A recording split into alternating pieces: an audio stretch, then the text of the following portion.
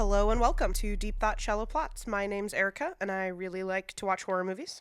My name's Katy, and I really like to overanalyze things. And Katy, today we are overanalyzing Quentin Tarantino's 2007 Death Proof. Death Proof! As you'll recall, last time we did Planet Terror, right, which was the first of the grindhouse double feature. And so it only makes sense that we would wrap it up with Death Proof, which you and I agree is the superior film. Yeah, I think what I said last time was that I understood why people preferred Planet Terror because it's a Me lot too. more campy and fun. Yeah. But that's not necessarily what I look for in a film. Yeah, I think this one just goes a little bit deeper. Yeah, I do too. I have reasons why I prefer this film over Planet Terror, and also why I prefer Death Proof to several other Quentin Tarantino movies. It might be my favorite. I consider myself a Quentin Tarantino fan. Yeah. So, I need to, come out of the closet as a Tarantino fan, and, obviously that's gonna, shade my bias here. But yeah, it's a lot of even people who do consider themselves to be fans of Quentin Tarantino don't like this movie, or some of them, it's the one Tarantino movie they've never seen. Yeah. And it's what are you doing with your life? I kind of understand the ones who haven't seen it. I can see how it sort of went under the radar because it was a part of this double feature grindhouse and thing. it honestly didn't do well. Right. Economically, didn't do well. Right. Yeah. Yeah. So I'll be honest, immediately, really the first and one of the only things I really want to talk about is Kurt Russell. One of the only things. So here's the thing, and you probably, we know each other pretty well. You probably already know this. I love Kurt Russell. Oh, I actually didn't know that. I love Kurt Russell. Based on what? So many things. First and foremost, he reminds me of my dad, which is a huge one. I see that. Yeah, you can see it. Yeah. I think maybe because there's a little bit of a vibe he shares with my dad. Yeah, it's not like an appearance or anything. It's a vibe. It's the vibe, yeah. Especially the characters he plays in his films, right? And I actually did grow up watching a lot of Kurt Russell movies with my dad. Big Trouble, Little China. The Thing, all kinds of stuff. Yeah. So it's kind of, the history's there, the memory is there. And of course, it's always fun to see him play the bad guy. Right. Because he does it really, really well. He does it really well. Yeah. I have, very little opinion on Kurt Russell as an actor. I've got enough for both of us, so it's okay. I'm more like Pam and the other girls in the bar, being like, oh, Big China what? Yeah. That's a movie? A TV show? I don't know. And they're just and they just politely listen, and they're oh. Yeah. And then it's not until something Mike's you have no idea what I'm talking about. They're like, no, sorry, baby. This film is pretty clearly separated into two distinct acts, right? And the thread is Kurt Russell's character, Stuntman Mike. So in Act 1, we have who I kind of think is the main character of Act 1, which is Jungle Julia Lukai. Oh, interesting. She's my main character in Act 1. I would say she's a driving force of Act 1. I just feel like we spend a lot of time also with Arlene. I feel like they sort of share the main character vibes. Interesting, yeah. I mean, Arlene's the one where we get the big lap dance scene. Arlene's the one who, notices that Mike is, kind of creeping on them, Yeah, that's true. And actually, one of the resources that I was looking at for research for this actually does make a similar argument that actually it's Arlene who's set up to be our, final girl. I think she does have that vibe. I feel like Julia is set up more as our traditional first sacrifice kind of cool girl. Yeah, because she's hanging out with her legs out the window and stuff. She's too cool. And then we've got Shanna, not Shauna. No, it's Shanna. Shanna Banana. This is her second time on the pod. It is? It's the actress from Cabin Fever. You're totally right. Yes, she is in Cabin Fever. For a second, I thought you were talking about Cabin in the Woods, but I understand now. Yeah, no, that wouldn't work. So Jordan Ladd, second mention on the pod, and lest we forget, Rose McGowan, third time back. Friend of the pod. Yeah. Yep. Anybody else coming back? No, probably not. Well, I mean, other than people from Planet Terror. Right. Oh, yeah, the characters that are in Planet Terror as well. I loved getting a little mini cameo from Dr. Dakota Block. Dr. Dakota Block, yes. Because every other time I've watched Death Proof, I've been like, I don't know, some doctor. Now I'm like, ooh, Dr. Dakota lore. She has a brother. Which we find that out in Planet Terror. They talk about her brother? Yeah, the whole point is that all of her family is in law enforcement and she's a doctor. Oh, I never got that. It's okay. I only ever noticed her dad. It's okay. I know. Well, maybe if I had watched Death Proof first, then I would have gotten it. It is interesting that chronologically Death Proof takes place before Planet Terror. It does. Yep. And yet it was screened after. Yeah. And then we talked a little bit about why that would have been the idea that the bigger name is Quentin Tarantino and he's probably going to draw a bigger crowd. So. Which is funny because then actually when they did play it, since nobody really did double features anymore, a lot of people left after Planet Terror and didn't stick around for Death Proof because they didn't know it was there. That's silly. Did you notice, because as the in-house Tarantino expert here, did you notice very first shot women's feet? Yeah. Yeah. Like, yeah. I know that that's his, like, thing. That's his thing, yeah. But, like, we really do get introduced to each of the initial girls. Yeah. Also, I love that in the opening credits, it's like, Kurt Russell as Stuntman Mike. Yeah. And then it's like, the girls. Yeah, and yeah, it lists them all. I'm like, okay, the girls. The girls, Yeah, and they're it changes in the second half, but in the first half, it's like, okay, we meet Jungle Julia by her feet. Yeah. We meet Arlene with her feet. Yep. And then like a long shot, just sort of like of her legs. Yeah. She has to pee really bad. Yeah. Like we meet all of them by like their legs or their feet first. Yeah. Before we see their faces. And then actually even the second half, that's how we meet Abernathy That's too. true, yeah. And of course, for me, I'm just like, all right, Tarantino, we get it. We get it, you like feet. But you know what? He's the creator. Yeah. And he can kind of do. He can do whatever he he wrote it, wants. he directed it, he can do whatever he wants. I particularly liked actually, I mean, this was more legs than feet, but I like that in the second half, we get a lot less like feet and legs because those characters have like long pants on and things like that, like jeans or whatever. Right. Except for in the very end, one of our last shots of Abernathy, she specifically hiked her pants up and sort of like tied them up into shorts. Oh, yeah. So we can get a final leg shot in. And yeah, I think there is definitely an exploitation factor to it. We did talk again off mic about the kind of exploitation of it all of calling her Jungle Julia. Yeah. It's worth noting that, of course, the actor, her name is Sidney Poitier. Mm-hmm. She is Sidney Poitier's daughter. Yeah. Famous black actor. So her dad is black, but her mom is white. So she is I didn't know that. multiracial. Mm-hmm. But it's interesting to see her kind of like, or at least this character, lean closer towards the exoticizing of Jungle Julia, right? And we see her billboards, and there's one where she's literally like in a jungle setting, And then, of course, the other one where it's basically just her legs. Yeah. It's interesting. So you're good. You call her Arlene. Honestly, I call her Butterfly. I'll try to call her Arlene because I thought Butterfly was just some bullshit that Julia came up with. Right. It's just like I assumed it went along with like her show and what she does and like Butterfly. Yeah. And would Arlene like to be called Butterfly? Because that's really what it comes down to. Yeah. Right. So I'll do my best to call her Arlene. So Arlene is set up more as, when in a second when we'll talk about this movie as a slasher film, right? She is set up more as our final girl, right? And Shanna is, I don't know, she's like a little bit goofy to me, you know? Like she's maybe like, if we were to just like archetype them super quickly, like she might be more of a fool, maybe. Yeah. She's kind of there just for fun and jokes. Yeah. I really like her relationship with Julia. How they can kind of poke at each other and have fun and yell at each other and yell at each other. And it's pretty clear to me they've known each other a very long time. Yeah, I did wonder about, is Arlene somebody that like Julia met in college or something? Right. Because Arlene is very like New York. Yeah, she's got like a super thick East Coast accent. Yeah, so it makes me wonder, and I definitely felt this way watching it, is that Arlene is sort of like, she's in this friend group, but she's like the closest to the outside. Well, because it seemed like she was just sort of visiting.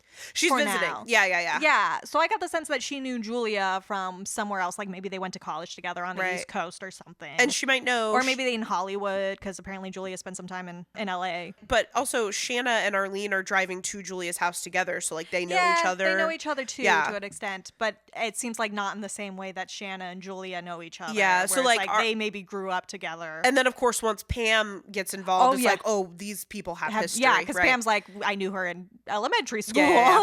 She was a bully, mean girl. Yeah. But yeah, I see that for Julia. Yeah, and actually talking about that is really interesting because I was noticing how like in some ways this movie is just such like a beautiful like feminist manifesto. Yeah. Right? And in some ways it's so interesting to see the women characters like really banding together and like supporting each other. Yeah. And yet also in the ways that they like totally tear each other down. I know. I feel like there aren't a lot of like I mean, I'm still pretty new to the horror genre, even though I have a podcast.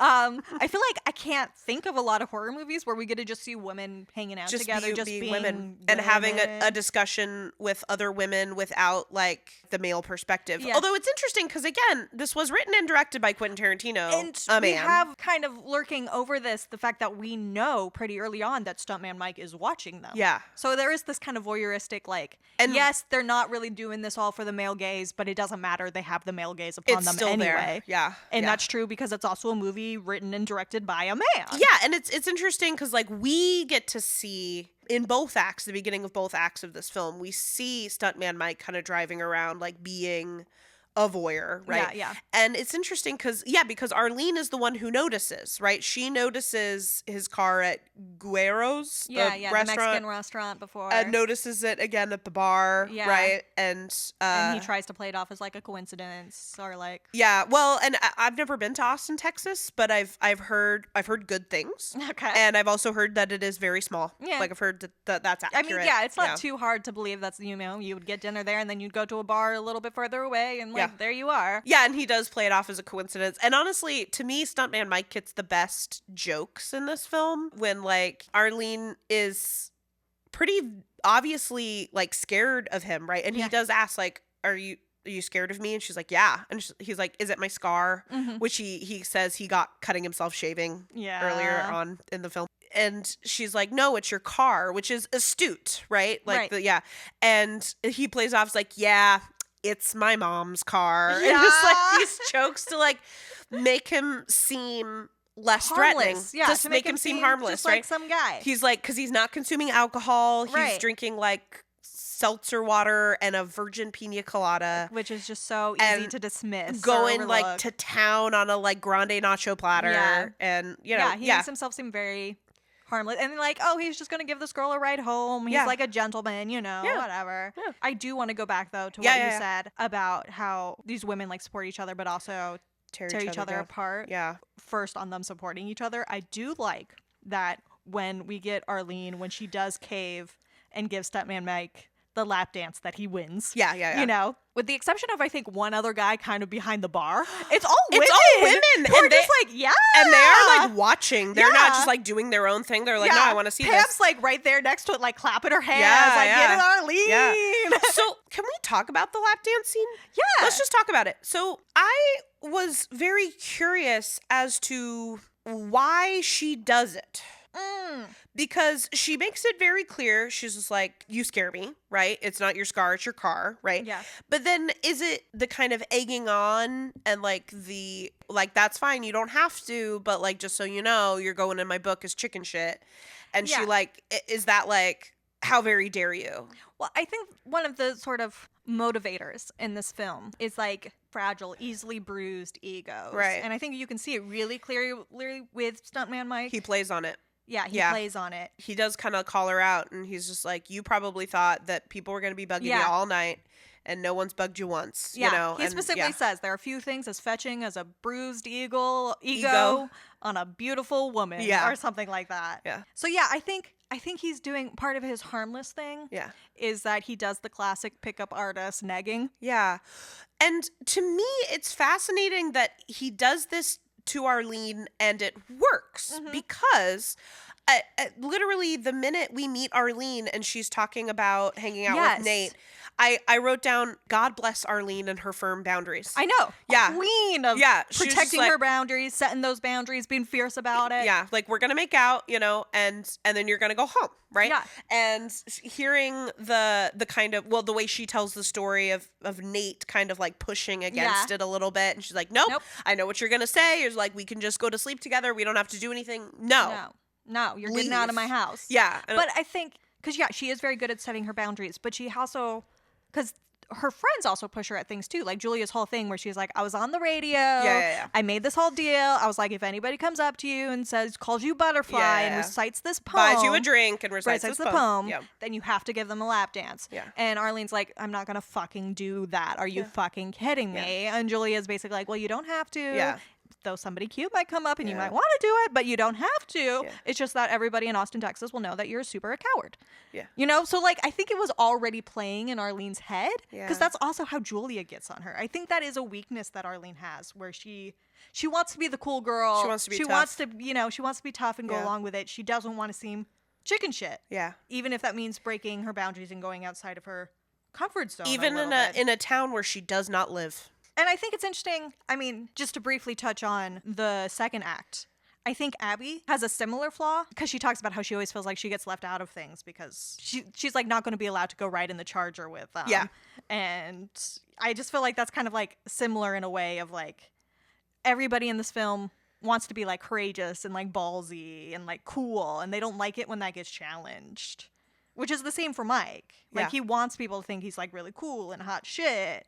And, like, I think that's also part of why he really preys on, like, Arlene and Abby almost more than the other girls is because that's a part of himself that he really hates and so wants to conquer. Yeah. That part of him that, like, wants to be cool and awesome and go along with everything. Oh, yeah, totally, like, the way that I remember learning this in, like, elementary school. It's like, you know, if somebody doesn't like you, it's probably something that they don't like about themselves, right? And it's like, yeah, totally. I think that, yeah, he doesn't like that he's a coward, and so he goes after people by calling them cowards. Right. I think that's a thing he does, and I think it happened to work really well on Arlene because she has a similar thing about that. Did you want to say more about the lap dance? No, I actually really, I was just there with like I was just like questioning it. I was like, why is this happening? Other than to have like a fantastic quintessential exploitation scene of a woman lap dancing for a man. And somebody, I forget, I read a lot of different reviews. I forget which one this came in particular, but it was one talking about sort of like the tension between these women, how they're like exploited and how we have that like male gaze on them, but how they're also still like these pretty full characters. And oh my gosh, yeah. How it gets emphasized in that scene where she's doing this cool lap dance. There's something just sort of silly or like down to earth about the fact that she does it all in like these cheap flip-flops. Right, yeah. Oh, the one thing we didn't talk about. The women can be really supportive of each other in this film, but you also said that they tear each other down. Yeah. And I was just wondering about that. Yeah. I can think of one instance. So we hear it a lot. Well, we already know. And then also with Pam, I guess. Yeah, so exactly. I think Pam is the biggest example. And obviously we have to take it with a grain of salt because the whole point is that Pam and Julia are not friends. Right, yeah. Right? Yeah. They had a where pretty antagonistic relationship. She calls her a pituitary case. And it's just like, oh, come on, man. Like, puberty's hard on everyone. You Yeah. know, leave her alone. And then when she also says something like, sorry, I'm built like a girl, not a black man. And she's like, why is that relevant, that Pam? one was rough. Like, I know your feelings are hurt. I'm sure she bullied you, but like, you're adults now. Like, can you not see where she might have been coming from in this instance? Yeah. You know? Whatever. Especially as I'm assuming Julia is one of the few black women in the area, probably at their school. Yeah. Like, we don't really see other black people around. Not in Act hall. 1. No, not in Act 1. Yeah. So, like, I feel like Julia was probably dealing with her own shit with other and stuff, maybe projecting some of it outward. But, like, yeah, y'all are adults now. Yeah. Come on. Get it together. And I think the other big example actually comes in the second act. Yeah. Where they want to get that cool car. Yeah. So they're like, let us take your car out on a test drive. As collateral, we're going to leave one of our friends here dressed in her cheerleader outfit for the movie she's shooting. And we're going to imply that she will, like, that she's a porn actress and that she's easy, basically. Yeah. They're leaving Lee in a legitimately dangerous situation. Right. Alone on this guy's farm in the middle of, or whatever, wherever, land, in the middle of Tennessee. fucking nowhere. Yeah. This guy that they don't know. Yeah. They're just leaving, and she has no idea what they don't tell her about it. I don't like that either. I choose to, like, in my brain imagine, because obviously the movie ends exactly when it has to end. Right, yeah. So, like, we can't see where they go back to the guy and be like, hey, we totally fucked your Challenger. I'm and sorry like, about I'm that. sure they take care of it. You know, it's like, yeah, we'll pay you, you know, whatever. Yeah, they all seem to be doing well with their careers. Extenuating circumstances, right? So here we had to kill a guy. Yeah, you know, it was a whole thing. So sorry about your car, and like we'll get our friend back, right? Yeah. Yeah, I don't love that either. Yeah, because we don't know what happens to Lee. It's Yeah. just sort of left there. Yeah. Especially since Lee feels like kind of like the most oblivious to the world or the most innocent. the least, I don't want to say educated, but like, yeah, the least. The least, I think she's had to deal with the real world. The least, like the most naive. The most naive, yes, exactly. Because she's like, she's young, she's hot. Yeah. She's literally dressed as a cheerleader the entire film. She's apparently doing pretty well as an actor. Yeah, so she's in Vogue, or she's in Allure. Yeah, so like she's probably been pretty insulated. Yeah. And now they're just like, she's so shocked that somebody would like need a gun. Yeah, and doesn't understand the difference between being Australian and being from New Zealand. Which, you know. Yeah, she's gullible. Not everybody knows as much about geography as me. So but yeah, no, she just doesn't seem as aware of the world. And I just can't imagine that situation. I mean, she gullible was probably and naive fine. are good words. Yeah. I'm sure she was probably fine there, but like it's just like a weird thing that gets hanging there. And we leave her in like a really troubling scene where she's sitting down, like looking at that guy all weird, and he's like kind of chuckling at her. Yeah. Ooh, no, I mean, I always keep in mind the fact that they left their car there, so I kind of assumed that she just hung out in the car. Yeah, lock the car and be just like fine. That's always been my assumption. But it's weird. It's a weird instance in this film of women really like kind of supporting each other and being there for each other. Yeah. Of them just like abandoning one of their own.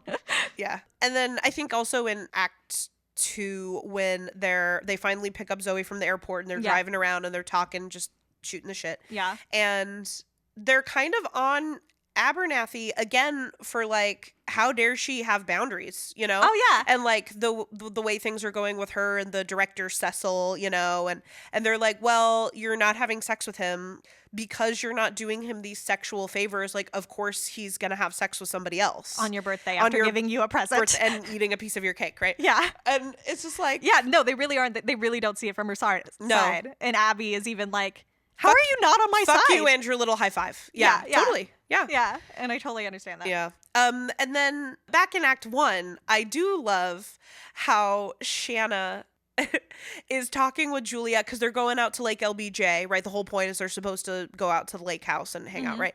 And Shanna's like, no boys, you know, because like odds are my dad will stop by, right? You know, her dad, yeah. And it's just funny how, like, Julia calls her dad Ben. Yeah, right? Yeah. His name. It's like, I have my own relationship with Ben, and you're just upset because it doesn't involve you. Yeah.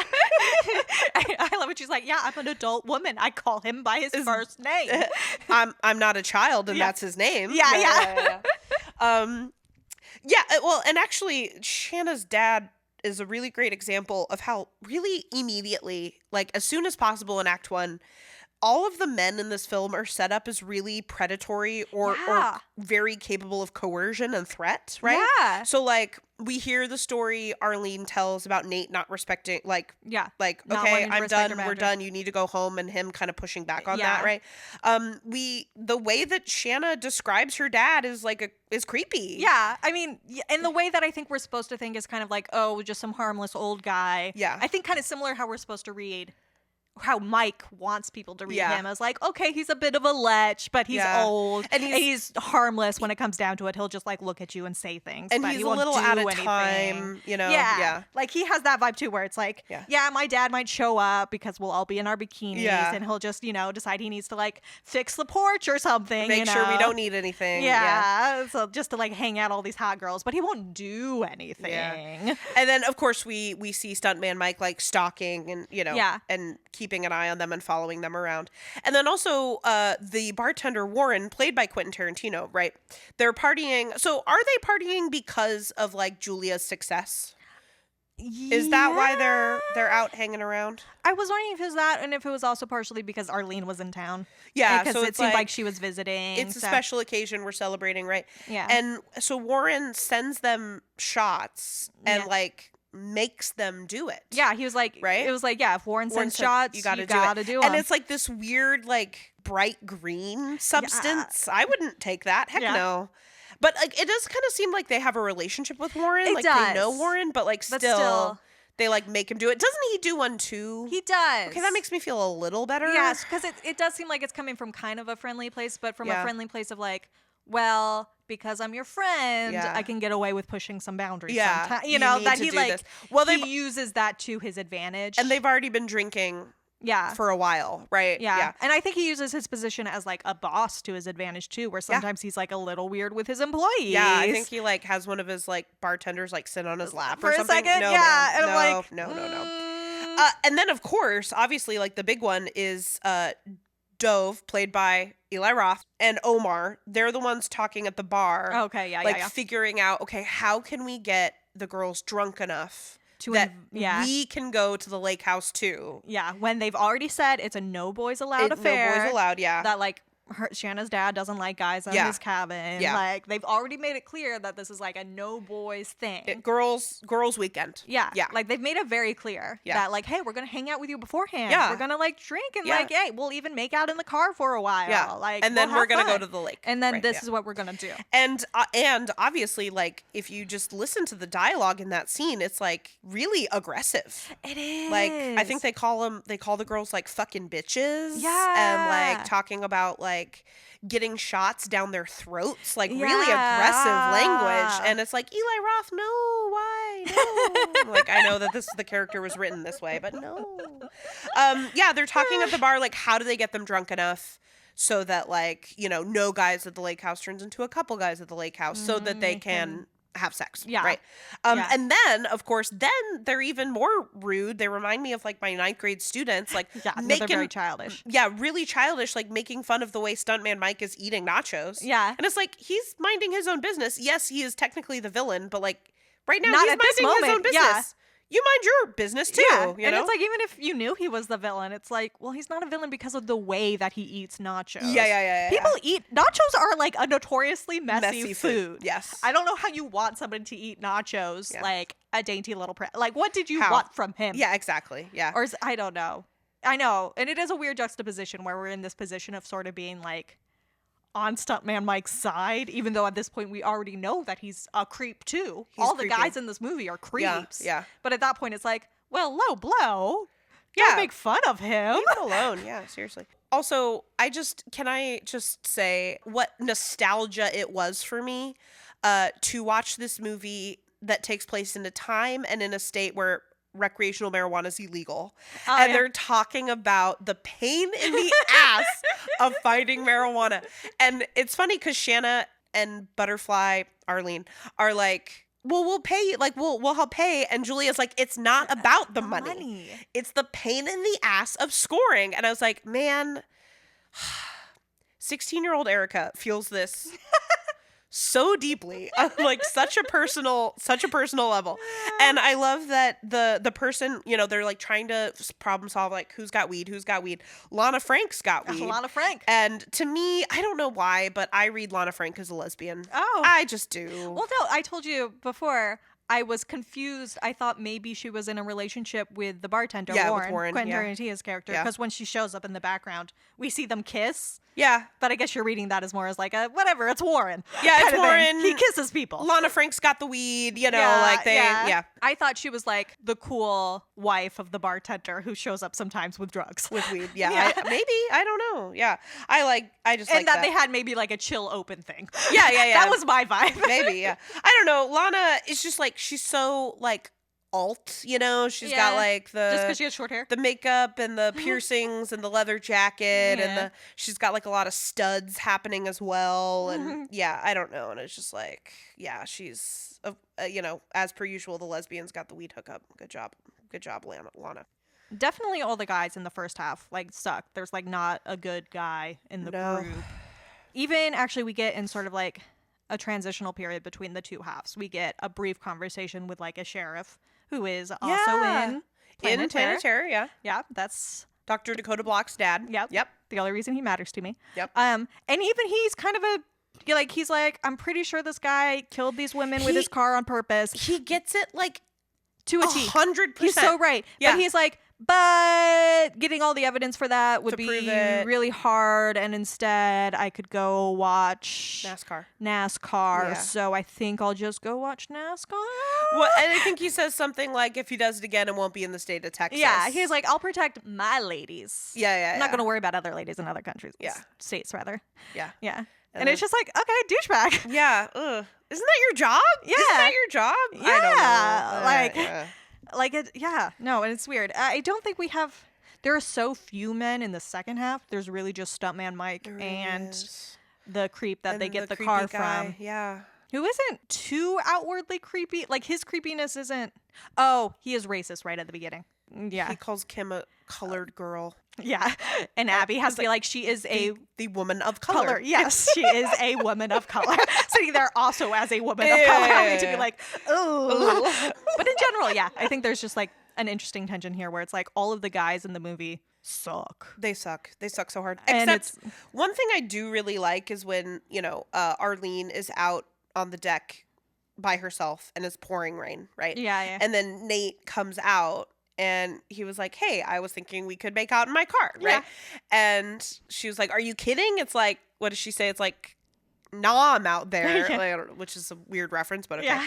Well, and also like we are meant to be tricked or, forget that it's actually taking place in contemporary time. Like there are all these little like tricks to get us to be thinking that this is taking place in the 70s, right? Yeah. Like the clothes that they're wearing, a lot of the music that's playing, and then, the quality of just the film itself. That we're seeing, and then of course like the cars that are being driven, right? And then we see like a cell phone pops up every once in a while, and you're just like, right, we are in the now times, yeah. It's like in the second half, like during that final chase scene where they kind of bust through the movie, the sign, this is like Scary Movie 4 or whatever, and you're just like, it's kind of this interesting break from the past and like busting into the future or into the now times, right? Because it would be contemporary.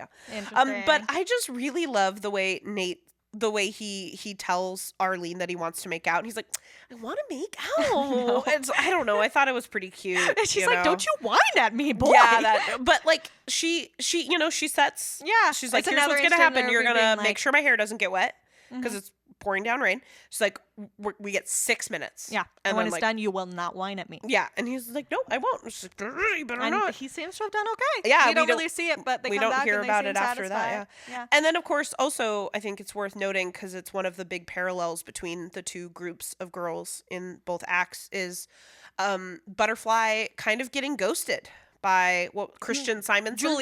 Julia.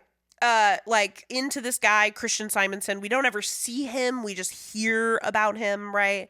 And she's texting him and he's texting her back, but like he never shows, And she has to text him like, I hate you or whatever she said. You suck, Yeah.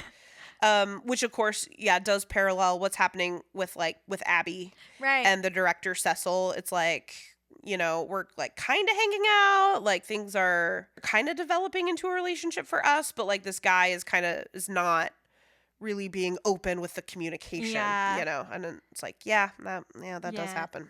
Yeah. And then the other big thing that sort of connects them is just how, with those things, more with Arlene, but in general, this idea of like that these are all girls who like women, I should say, just because the movie calls them girls. These are adult women. They are. That these are all women who have these really firm boundaries, and like where we have all these conversations about people like making out with someone or going, doing what they want to do and then like kicking guys out or whatever. Yeah. That it's like if this was a slasher, it's like the opposite of the version as the final girl, because instead it's like the virgins that are the ones that are being like targeted. Like these are specifically the women who don't put out, who are getting targeted. Yeah. And it's like kind of spiteful in a way for the movie because we know stuntman Mike doesn't know this. So he's not targeting them for that reason. It's the movie that is targeting these women and letting us know about it. That it's like from a medic perspective, it almost feels spiteful of like, how dare these women not put out for these guys? Yeah. Let's kill them brutally in this car accident. Yeah. Which is another one of those things where we were talking about how like this movie can be really great from a feminist perspective. Yeah. And then also I can see how people could have feminist critiques of it. Like, that it can be pretty double-edged in that way. Totally. Like, I could see being uncomfortable with that sort of side of it. Yeah, I totally agree, too. But I also, you said, like, let's just kill all these broads in a car accident, right? Mm-hmm. And, God, I love that scene so much. Just the way we watch the car accident. I love it. I love the way that they show it 4 different times so to show what's happening to each person. The girls. I love like the horror of watching Julia's leg get ripped off. That is the one that stays with me. Even though I feel like the other ones are worse because we actually see, like, I feel like with Julia's all we see is the like ripped off. We don't really see her like die. The rest of it, well, Arlene getting a tire to the face is intense. I know, for some reason that didn't step. Like when I watched it again this time, I was like, I remember the leg, didn't remember anything else. the tire to the face. Yeah, I do also remember Shanna getting like flown from the car, but because Lana Frank is the one driving in that accident, whatever. And I feel like when they show her, like, from her perspective as, like, the cars collide, like, it's not really a lot. It's just, like, a lot of broken glass. Yeah. And, like, her kind of, like, Yeah, I assume she letting just got go of the wheel. cut up or whatever. Yeah. And I was just like, that's not as gruesome as the other three, though. I wanted But to see be some fair, blood. she didn't offend as much because she wasn't as She much wasn't of a in it character. as much. It's actually really interesting that she ends up driving the car. I was wondering about that because, okay, well, death proof law. The sheriff talks about how they don't really have proof of anything other than maybe reckless endangerment for Pam because Pam was in the passenger seat. Right. Oddly enough, I have work experience in the field of car crashes. You do. I do. Yeah. I worked for a biomechanical consultant. Yes. And a lot of what he did was look at the mechanics of a crash, like on a human body, to determine how the cars would have happened, how the accident would have happened to make those sort of injuries, and would also work with like engineers who would have looked at where the cars ended up and what kind of skid marks they had to figure out where the cars were. I don't know about back in 2007. Yeah. But now I do think that it wouldn't be too hard to prove that Mike was going way too fast and on the wrong side of the road. Side. Yeah. You know? Yeah. And like, yes, it's bad that the women were drinking, but it was specifically, I almost said Lisa Frank. It was specifically Lana Frank who was driving, and she was smoking. Yeah. Was she drinking? I don't know. Like, I'm not sure how much she actually had in her system. It seems like she was kind of their DD to an extent. Yeah. Based on how fucked up the rest of them were, you know? That I'm wondering, like, and like, sure, that might be hard as a criminal case, but you wouldn't actually do a criminal case. Maybe you would. But what they would do is their families would sue him for damages. Right. That's what they would do. Yeah. And I actually think that they could be successful with that. Right. And it's also really, and the sheriff does mention it. Like, again, he hits it beat by beat. He's like 100% A+ knows it, like, figured it out exactly. Yeah. Right? Like, this guy purposely ran his car into these women to like get off on it.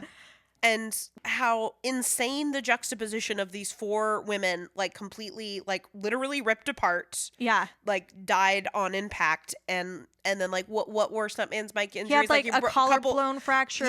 Which is, like, it hurts, but it's... Yeah, he, like, broke his collarbone, busted a rib, and, like, jammed one of his fingers. Yeah, it was, like, nothing because of his fancy car. Because of his fancy death-proof I car. also feel like people could prove that Pam's death was earlier. Right, yeah. Or at least different. That, like, the mechanics of how the car crashed would not have caused those injuries on her. Well, and then I do wonder, so are we, I guess I don't really see it. Are we meant to know that Pam is still in the car when he goes after the other four? I think so. Like, what would he do with her? Yeah, she has to. Yeah, and plus he needs to be able to, because they think that she died in the crash. Because that's what the sheriff says. He's like, the one thing that we could maybe get Stuntman Mike on is the reckless endangerment of the girl in his passenger seat because she didn't have like a seatbelt on or anything. But like everybody at the bar will say she was the one who was left by her boyfriend or whatever. He was doing her a favor. He wasn't drinking all night. That like he comes out scot-free because he really premeditated this by like establishing himself in the bar at least a few days prior because the bartender Warren was like, oh yeah, that's Stuntman Mike. Stuntman Mike, He's been in some movies or something. I don't know. But it's Stuntman Mike. It's fine. And he never drinks. He always has his virgin pina colada. He's a good enough guy. Cool, he's whatever. He was helping Pam out. Yeah. But I don't know. And she asked him the favor. Yeah. Right? Yeah. Even though actually she was asking Warren the favor and Stuntman Mike kind of like pushed in. He just like threw his keys at her. Yeah. And but nobody really knows that. Yeah, and what does he say? It's like, well, eavesdropping and can't help but overhearing. It's like, yeah, Pam, he is right next to you. Right, yeah. And you also did kind of shout at Warren. Can you vouch for anyone to give me a ride, you know? Yeah. But yeah, I just think there would have been a way for Stuntman Mike to get caught by this first instant. Oh, this is a question that I actually have, which is, how many times do you think Stuntman Mike has done this? Oh, a lot. Do you think a lot? Or he's definitely done it before. See, I'm wondering, how many times can you get away with that? Right. I'm almost wondering if we look at Stuntman Mike as a serial killer. Right. What I understand about like the pathology of serial killers is that there is sometimes like years or like long period of escalation Oh, yeah. Like he'll start with one thing and then, Yeah. and then escalate, right? And then, of course, maybe have, like, some cooling off periods, depending on how hurt he gets when he does Well, it. that was my question, because, like, sometimes he's getting hurt, and the other thing is that he has to get a whole new car. Or he's got to fix his car. Yeah, because he ends up with a different car in the second half. That's You're his right. new car that he had Yeah. to make death-proof again. Yeah. So, like, he's going... Well, and we also know it's, like, several months in between. 14 months. Yeah. So over a year. Yeah, so, like, Yep. it's a lot of time that he's putting in between. Yeah. I don't know. This was my first time watching it, where I was kind of like, the way that he really planned everything and really put himself into it, I was kind of like, is this his escalation? Is this his one big one? Where it's like, maybe before he did more of, like, what he did with the second group, where he, like, He kind of chases them. and then at the end he's like, that was fun, bye! That was fun. I Yeah. kind of actually wondered if this was the first time where he was like, no, I'm going to stalk these girls, I'm going to figure it out, and this is going to be my time where I actually, like, kill them. It's time for the virgin pina colada of... Yeah. Just because of how much he planned it versus Yeah. in the second one, where he doesn't seem to really put much planning into it at all. It almost was kind of by Wait, the first one? Yeah, he plans it really well, and then in the second one, he, like, doesn't really do much planning. Oh, see, I think I will respectfully disagree with you on that one. Mm-hmm. I think what's happening... So, are we ready to jump into part 2? Sure, yeah. Yeah, let's do it. So, and in part 2, we get another group of girls, right? We've got Kim, we've got Lee, who's Yeah. the cheerleader, right? We get Zoe, who's playing, like, a stylized version of herself, Zoe Bell. My understanding, a very accomplished stunt woman. Yeah. And then Abby Abernathy, right? Played by Rosario Dawson. Yeah, and Tracy Kim. Toms and Rosario Dawson, famously in the movie production of Rent. Yes, they are. And so when I first saw this movie, I was like, why is, like, half the cast of Rent in this movie? I don't understand. Half the cast. 2 people. A third of the cast. Anyway, so those are the girls for Act 2, right? Mm-hmm. And we do see, I mean, that's the way it starts. Like, it starts with them just in a parking lot of a Quickie Mart, you know? Yeah, we get the great shot of Abby's feet. Yep. Because that's how we have to meet these girls. Yep.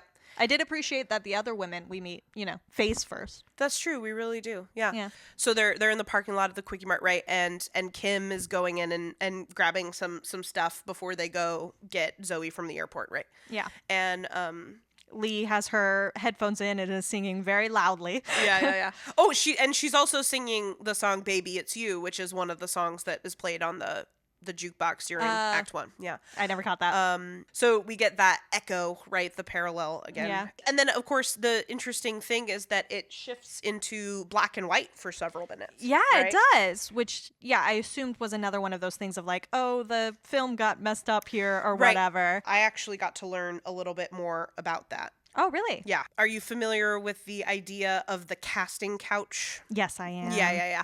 So the idea, apparently, quote unquote, casting couch videos were filmed in black and white, like, well after color film had been established. Oh, So I it's didn't know just, that. yeah, it's just kind of another example of, like, either refusing to or being unable to, like, step into the future, like being stuck in the past. And the casting couch idea of having usually young girls like Yeah. audition and seeing, like, if they are giving off a vibe that they might be available for sexual favors. Yeah, in totally. exchange for this role. In exchange what for the they'll give role or up. for something else, right? Yeah. And apparently those videos were filmed in black and white for, like, decades after color film had been established, and, like, they didn't necessarily need to be in black and white anymore. Interesting. It's just kind of a tradition thing, I guess, Right. So yeah, I think it serves 2 purposes that way. It's a little bit like, the film got weird because it's, supposed Yeah. to be a homage to Yeah. a 70s exploitation film, and the film gets messed up, and also a historical reference, right? I also think it is, like, it works really well because it makes it so striking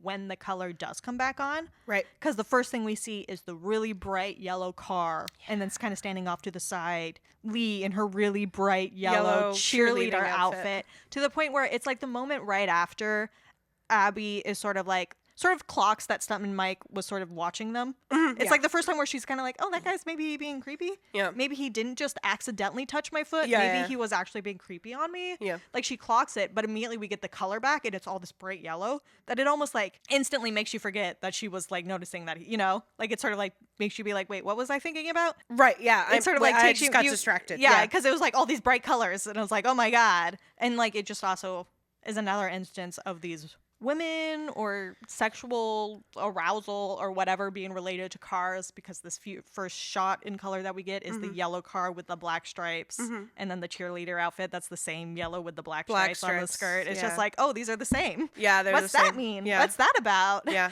Yeah, and it's weird because, like, it's in black and white for so long that, at least for me, I forgot it was in black and white. Right, yeah. Until the color comes back and you're like, oh, yeah. Oh, right, yeah. I think that, and again, that same article I was reading was talking about how Stuntman Mike is, in essence, auditioning the girls. Yeah. Right? Like, he's taking pictures of them as they come back from the airport. They've got Zoe now. He's, like, taking pictures. You know, he, like, keeps the pictures on his sun visor thing in his car. Right. So it's interesting because the movie is, like, an hour and 45 minutes, and it's split into these two distinct acts. So it's, like, we don't really get a lot of time to show it, but I do feel like Tarantino is doing his best to show, not tell, the extent to which the energy that Mike puts into this. Right. And so in that way, if we think about Stuntman Mike as a serial killer, like, he's much more of a process killer. Like, it's about the steps. It's about the process of like finding the right girls, and like sometimes he might find a girl who's not the right one, right? And lets her go, right?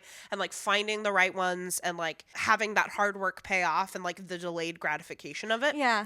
But that's kind of what I mean about the work that he puts into the first one versus the second one, where I feel like he also put in work around that to like establish an alibi for himself, or not an alibi, but like plausible deniability in a way that he doesn't with the second. Like, he has it planned out to a T. Yeah.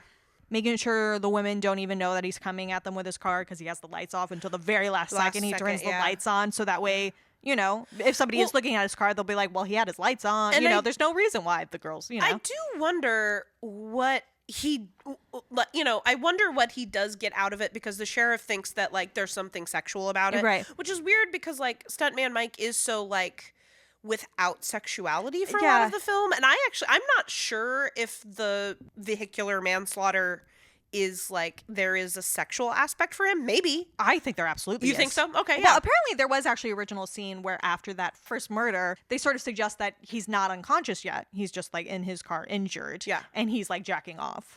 But they cut that out because Tarantino was like, I think it's obvious enough without it's obvious that it's sexual for him. Not. Yeah. Especially, I mean, we see it, I think, in everything else he does with the women, how he watches them, how he pushes Arlene into giving the lap dance, what he does with Abernathy's feet when she doesn't know he's there. Yeah, because he's like in on it. Like, it's not just like he like rubs them and then is like oh, he like licks his finger and then it's fucking gross. Okay, so then it is sexual because of its non-consensual nature, I mean. Yeah. Is why it's fucking gross. Yeah.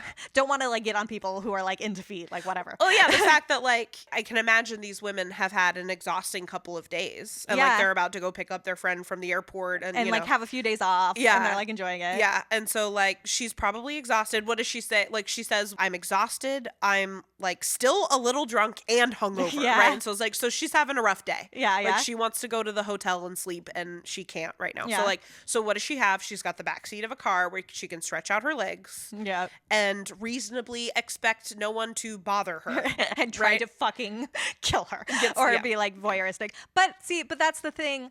I think you're right. He gets off a lot on the process of like watching the women and stuff. But I wonder how much he actually takes the time to like establish it and go all the way with the killing, because in the second one, he kind of lucks out. He sees that Zoe Bell decides that she's going to do a stunt on the front of this car where she's going to like hold on to the front of the car while they're driving super fast. And he's like, well, I can't fucking miss this opportunity. But when he's done with it, he's just like, okay, that was fun. See you later, ladies. And like, he doesn't actually try to kill them. I just sort of wonder how many times he actually just does that. The kind of cat and mouse thing. That's part of what he gets off on. Yeah. Almost more than the murder part. Sure. Well, we do see Zoe like go flying off the hood of the car, and of course that's true. He probably assumes that he killed her, but he's very casual. I mean, maimed her in some way. Casual in the sense of he thinks that he's gonna get away with it easily. But like, how would he? That he can just leave now. Yeah. Well, and I wonder. I wonder how much of a drifter he is, because like he was in Texas for part one, and all of a sudden he's in Tennessee. I know they're not that far apart, but they're not that close either. So I wonder if he just kind of like can get out of town. If he is Stuntman Mike and has been in things and people kind of vaguely know him. even if he is going state to state, how often he could actually get away with like I could see him getting away a few times with kind of like terrorizing women and being voyeuristic. I don't know how many times he could actually get away with fully. I mean, the moment he gets caught doing it twice and it goes into some sort of system, except for, are we just supposed to assume each time every single sheriff is like, well, I'm not going to pursue this? I'm too old for this shit. I'm going to retire in a couple of years. And like none of them. I mean, maybe that's what we're supposed to assume, that he does get away with it multiple times because each time there's some cop who's like, law enforcement is just that incompetent or that unwilling to look into it. I don't know that we're going to talk a lot about like fan theories or whatever. I don't have any. I don't either, except for one. You know how in the you gotta listen to the closing credits because they're playing Chick Habit, and that's just such a good fucking song. And then they played in French, and it's like, yes. Yeah. But the whole time they have like the women flashing images of women. Yeah. I've seen a few people online being like, that's all of his previous victims. Because we do also see like Arlene, I think. Yeah, she's the only one though in the group. Okay. And it's not a picture like with all the other ones. She's like actually moving. It's like a. But I don't buy that's all his previous victims. I think it goes in more to the idea of the because those are all like China girls or leader ladies. Do you know what those are? No. They're like test images that you use for films to make sure that the coloring for like the lab technicians to make sure that they're like calibrating the colors right. They're called China girls?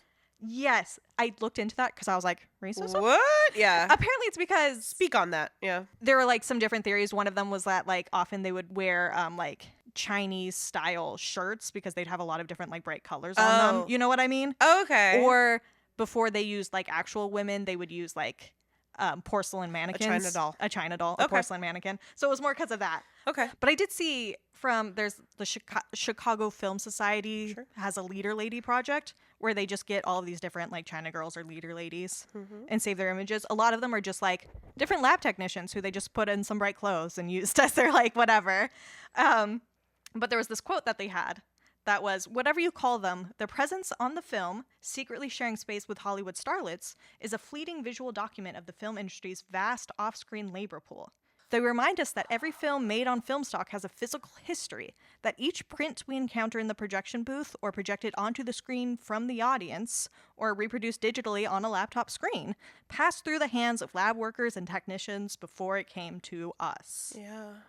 And like that makes more sense to me than those theories about it being like his other previous. I think the idea that it is these leader ladies, these China girls, makes a lot more sense because it is so, especially since that this movie is really about like stuntmen, not just Mike, but also Kim and Zoe Bell are both stuntmen. And then like Abernathy is a artist, a makeup artist. Hair and makeup. Yep. Yeah. Lee is an actor, but other than that, like it's all these other people that are like that invisible labor force. Yep. Yeah, I think that's more akin to what this movie is about rather than the idea. Like, I don't think it matters so much how many times Mike has done this, how many people he's killed. I think it's more like... Does it actually matter? I think more the more fitting, I don't know, horror maybe, is like how many women actually get like chewed up by the Hollywood industry. Yeah. Like behind the scenes that we never even know about. Yeah.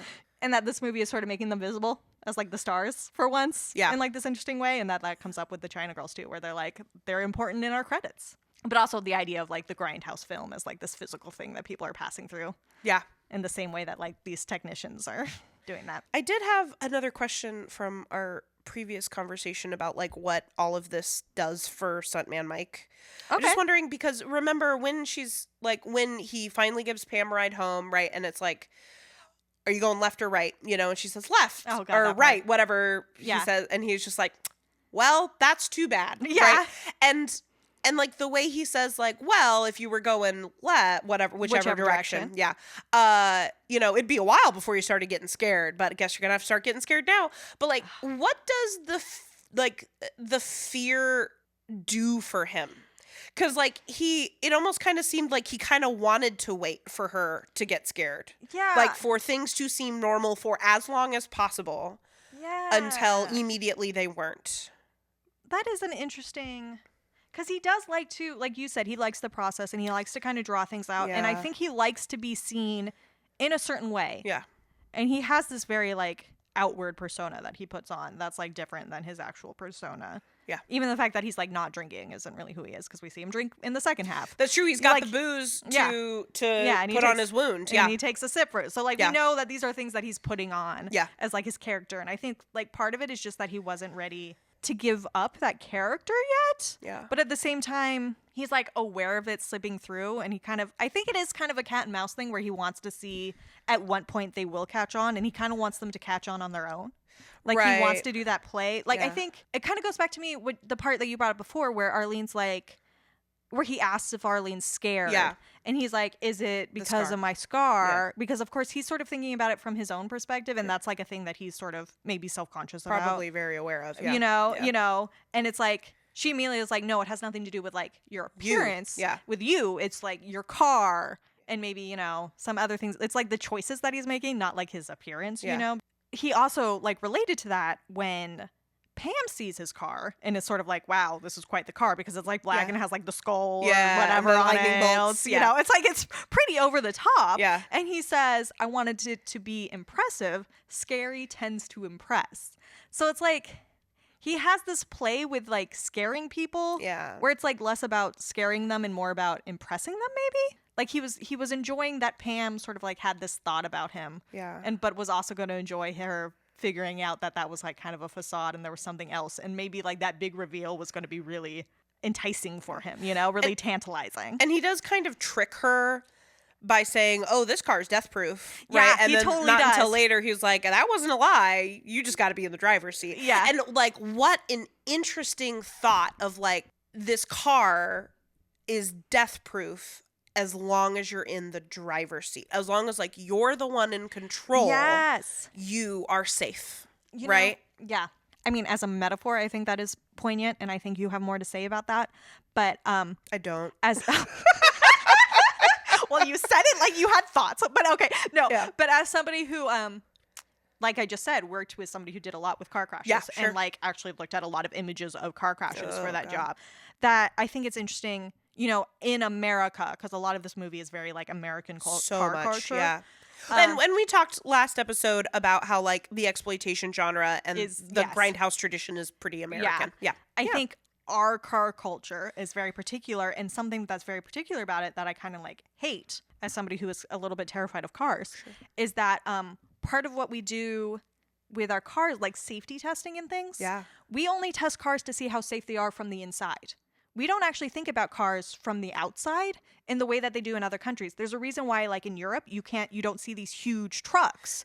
It's because they actually test for safety of like, will this immediately kill every pedestrian no matter what? Yeah. Yeah? Well, then we're not going to Then allow it's too that car. big. Yeah. Whereas here we're like, okay, well, we'll test if it's safe from the inside. Yeah. You'll survive. Okay. They don't worry about the fact that like, well, if this car hits another car, that car is going to be destroyed. It's also my understanding, you might know more about this than me, that like the safety testing happens at relatively low speeds. Yeah, like it does. 35, 40 miles an hour. Yeah. And it's just like, yeah, but like that's not how people drive. That's not how people drive. Yeah. Yeah. And like those girls are probably driving incredibly fast. Like, and then Stuntman Mike's coming fast, like from the opposite direction. I mean, the sheriff says 200 miles per hour. I don't know where he got that number from. That sounds like some car exploitation, like 200 miles an hour going crazy fast. I think the implication is that based on the wreck that they see, Yeah, it that seemed it's like these cars came out very fast speeds at each other. Yeah. No, and then there's also just sort of like the gender aspect too of the car testing. Interesting. For the longest time, the mannequins they used were based on the average body of men. So like for so long, I know every time. So like for so long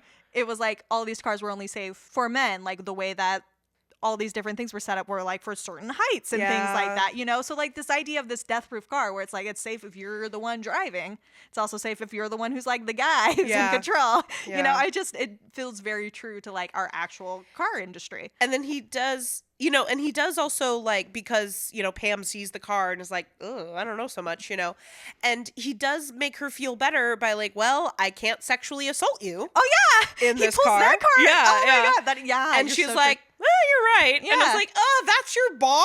I know. Pam. And again, like the way that the women do like hold each other up, but also are so capable of tearing each other down. It's just like, Julia, give Pam a ride. I know. Someone give Pam a ride. Because like they're making fun of him and they're just like, yeah, he's creepy. And like, And it's just And they're making, all these jokes about like, oh, Arlene, looks like that lap dance got Mike laid because now Pam's going to go sleep with him. Yeah. And Pam's like, that's not what I'm doing. Yeah, he's old enough to be my dad. Yeah. And it's like, you all are aware that this guy's kind of creepy and maybe going to creep on Pam. And his car's weird. And like, I know you don't have like a lot of love for Pam, but like, do you respect her right to live? Like, take her home. Jesus, you know? Yeah.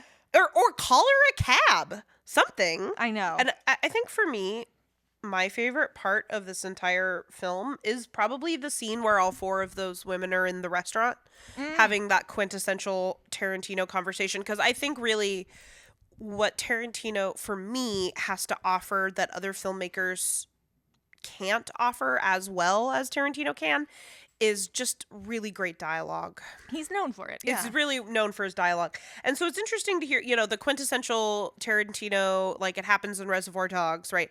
Where they're like, everybody's sitting at the table and the camera is kind of moving around the table, right? That's his so thing. the point is that like what's relevant is the dialogue, right? So we should be listening to it, right? And the dialogue and the conversations they have are really interesting. Again, like thinking about how all of these women are simultaneously like actually really supportive of each other, but also do tear each other down in a lot of ways. Right. It's this scene is really interesting in the way that they like really challenge and push against rape culture, but also simultaneously reinforce it. And it's interesting that there's like some really deeply rooted gender roles. Yeah. So like Kim and Zoe are like, we're girls, but we're also gearheads. Yes. And it's just like, as women who have grown up in the society, have you not come to the conclusion that you can be both, right? Like you don't, it's not also, or like, but also, it's like, and also. Right. Not but, and. No, I think Kim and Zoe are really interesting for how they stand out in this more quote-unquote masculine way. They're a bit more masculine. They're the 2 that wear the long pants. They're the only 2 whose legs we like never see their feet. We never see their legs. Their feet. Their feet. Which I love for them. I love that in the second group, it almost feels less voyeuristic just because we have so many like different, like in the first group, they're all the girls and they're like tank tops and their short shorts and their little sandals. Like there's something kind of like sameness about them.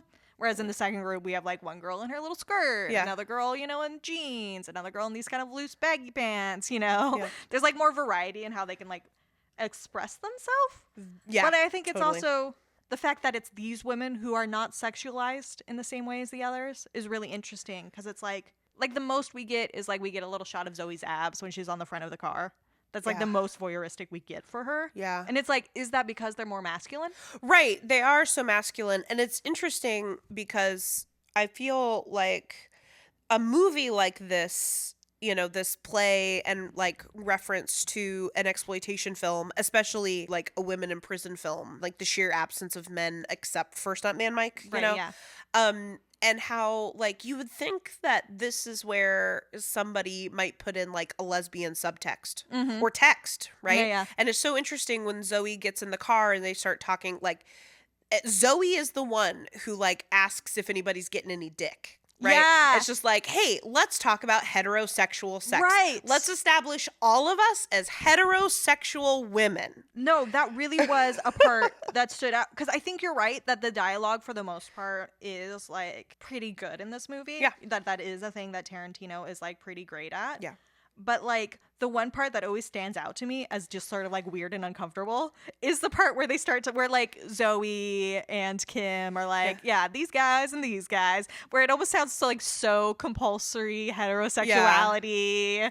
Like, especially when we have, like, previous to that, we have, like, an almost, I don't know, to me, maybe it's not meant to be, but there's, like, an almost kind of fun part of Abby calling Lee through the window and them talking like through the window and like showing off the magazine and being like, Lee, you look so hot in this. That's like this like really kind of fun, charming moment of girls sort of like women talking to each other and like them having their conversation in the diner where they're all like talking to each other about whatever they want to talk about. And then it's like when they talk about men, Yeah, well, and also, and again in the diner, that's when we really established that Lee is like, she's in this group, but much more on the outside, the way Yeah. Arlene is as well, you know? Yeah, yeah. Just like, she's kind of like, Zoe and Kim and Abby have known each other forever. They're telling the story about when they were working on a movie in the Philippines, Yeah, right? yeah. And like, Lee is kind of like new to their group, Yeah. you know? And like, not that they don't like Lee, Right, but yeah. like, she is kind of like, Yeah, maybe they've only just become friends because it just so happened that Abby's doing her makeup and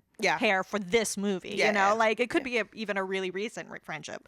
But then we also, obviously, we see the use of Lee to, like, help us get to know the other characters better. Yeah. Like, oh, Zoe is from New Zealand, not Australia. Yeah. Got it, That's you know? an important distinction. And, yeah. like, Zoe is accident-prone and yet seems to always be fine. Yeah, always you know? lands on her feet like a cat. Zoe the cat, they call her. Yeah. And then, of course, the literal...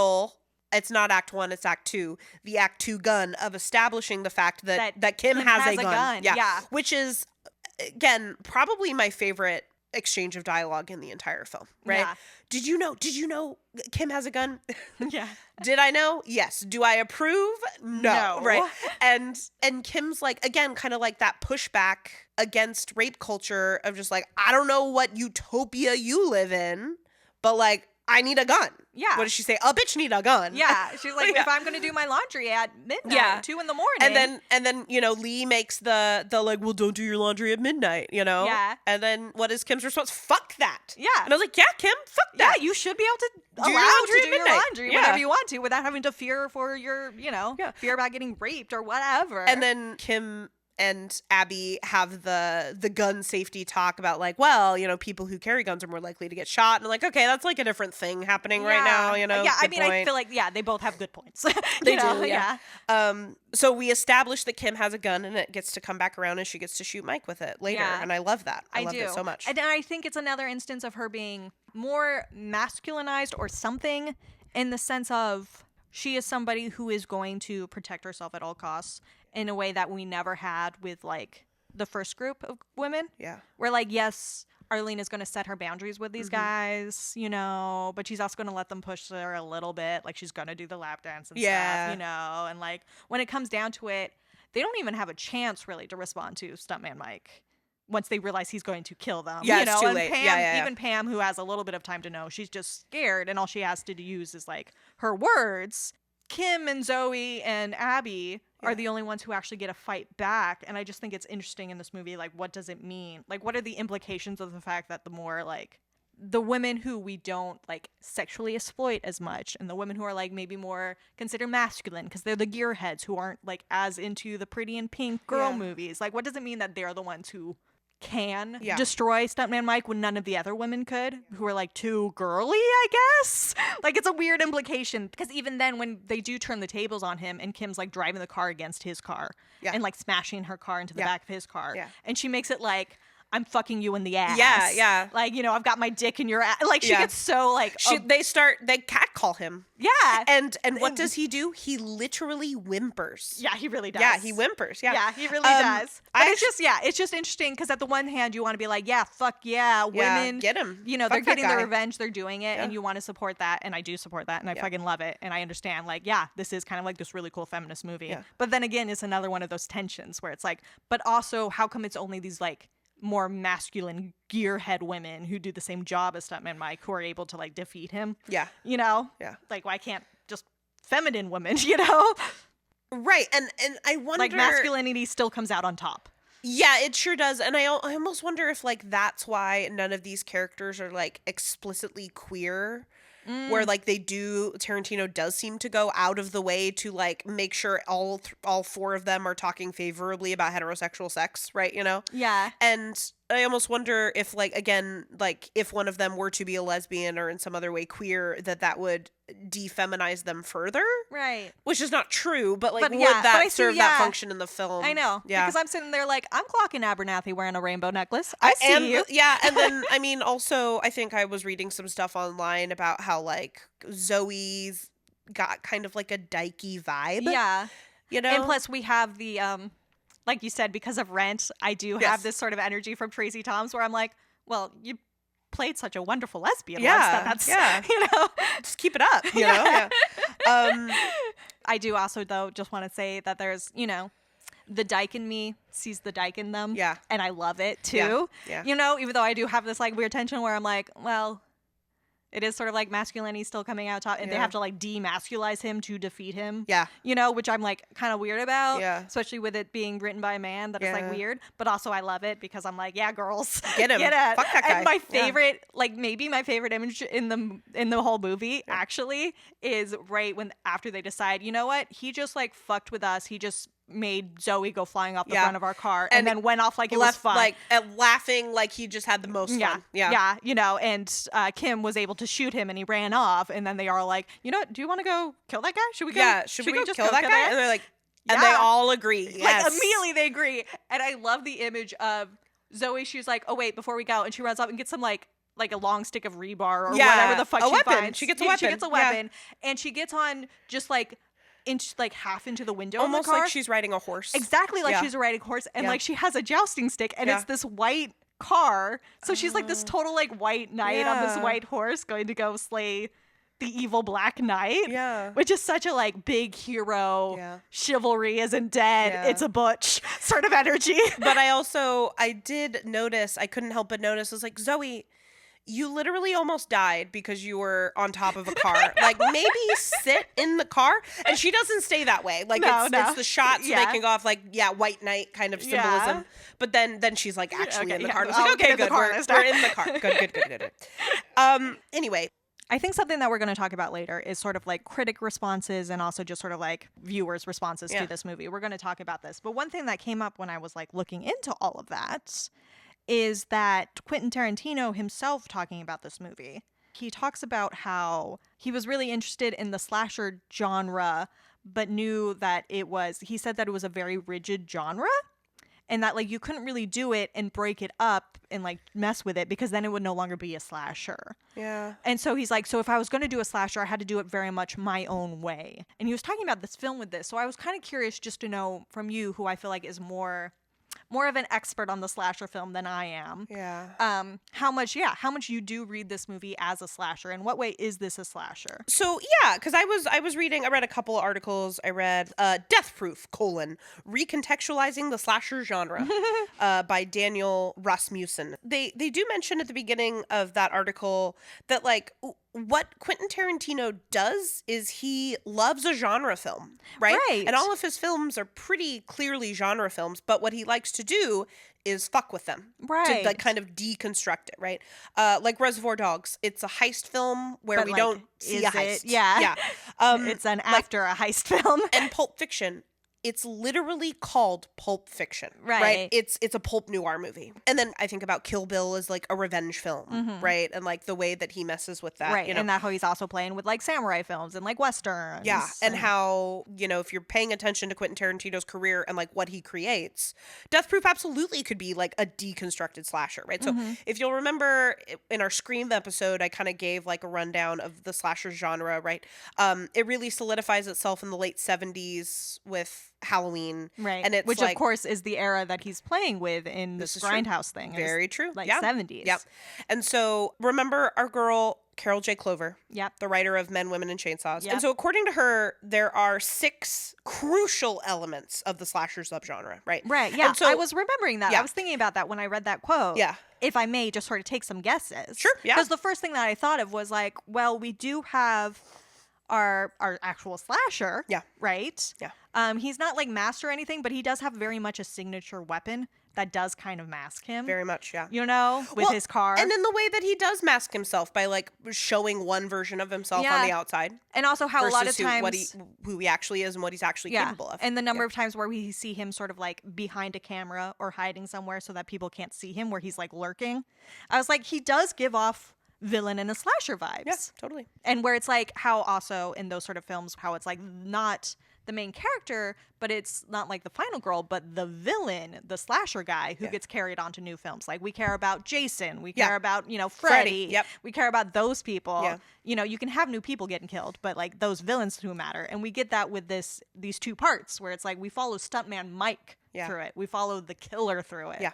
So, like, I see it from his perspective. And also the way that the film is set up with the cinematography choices that Tarantino is making, it's very much like we do get put on stuntman Mike's side. Right, Like yeah. we We're kind following of through him. we become a voyeur as well. Like I know that like I get excited every time like I'm about to see that car crash and watch all four of those women Yeah. die in their own special way. Like, I and the audience becomes like complicit in the bloodlust. Right, yeah, Totally. which is a very slasher thing.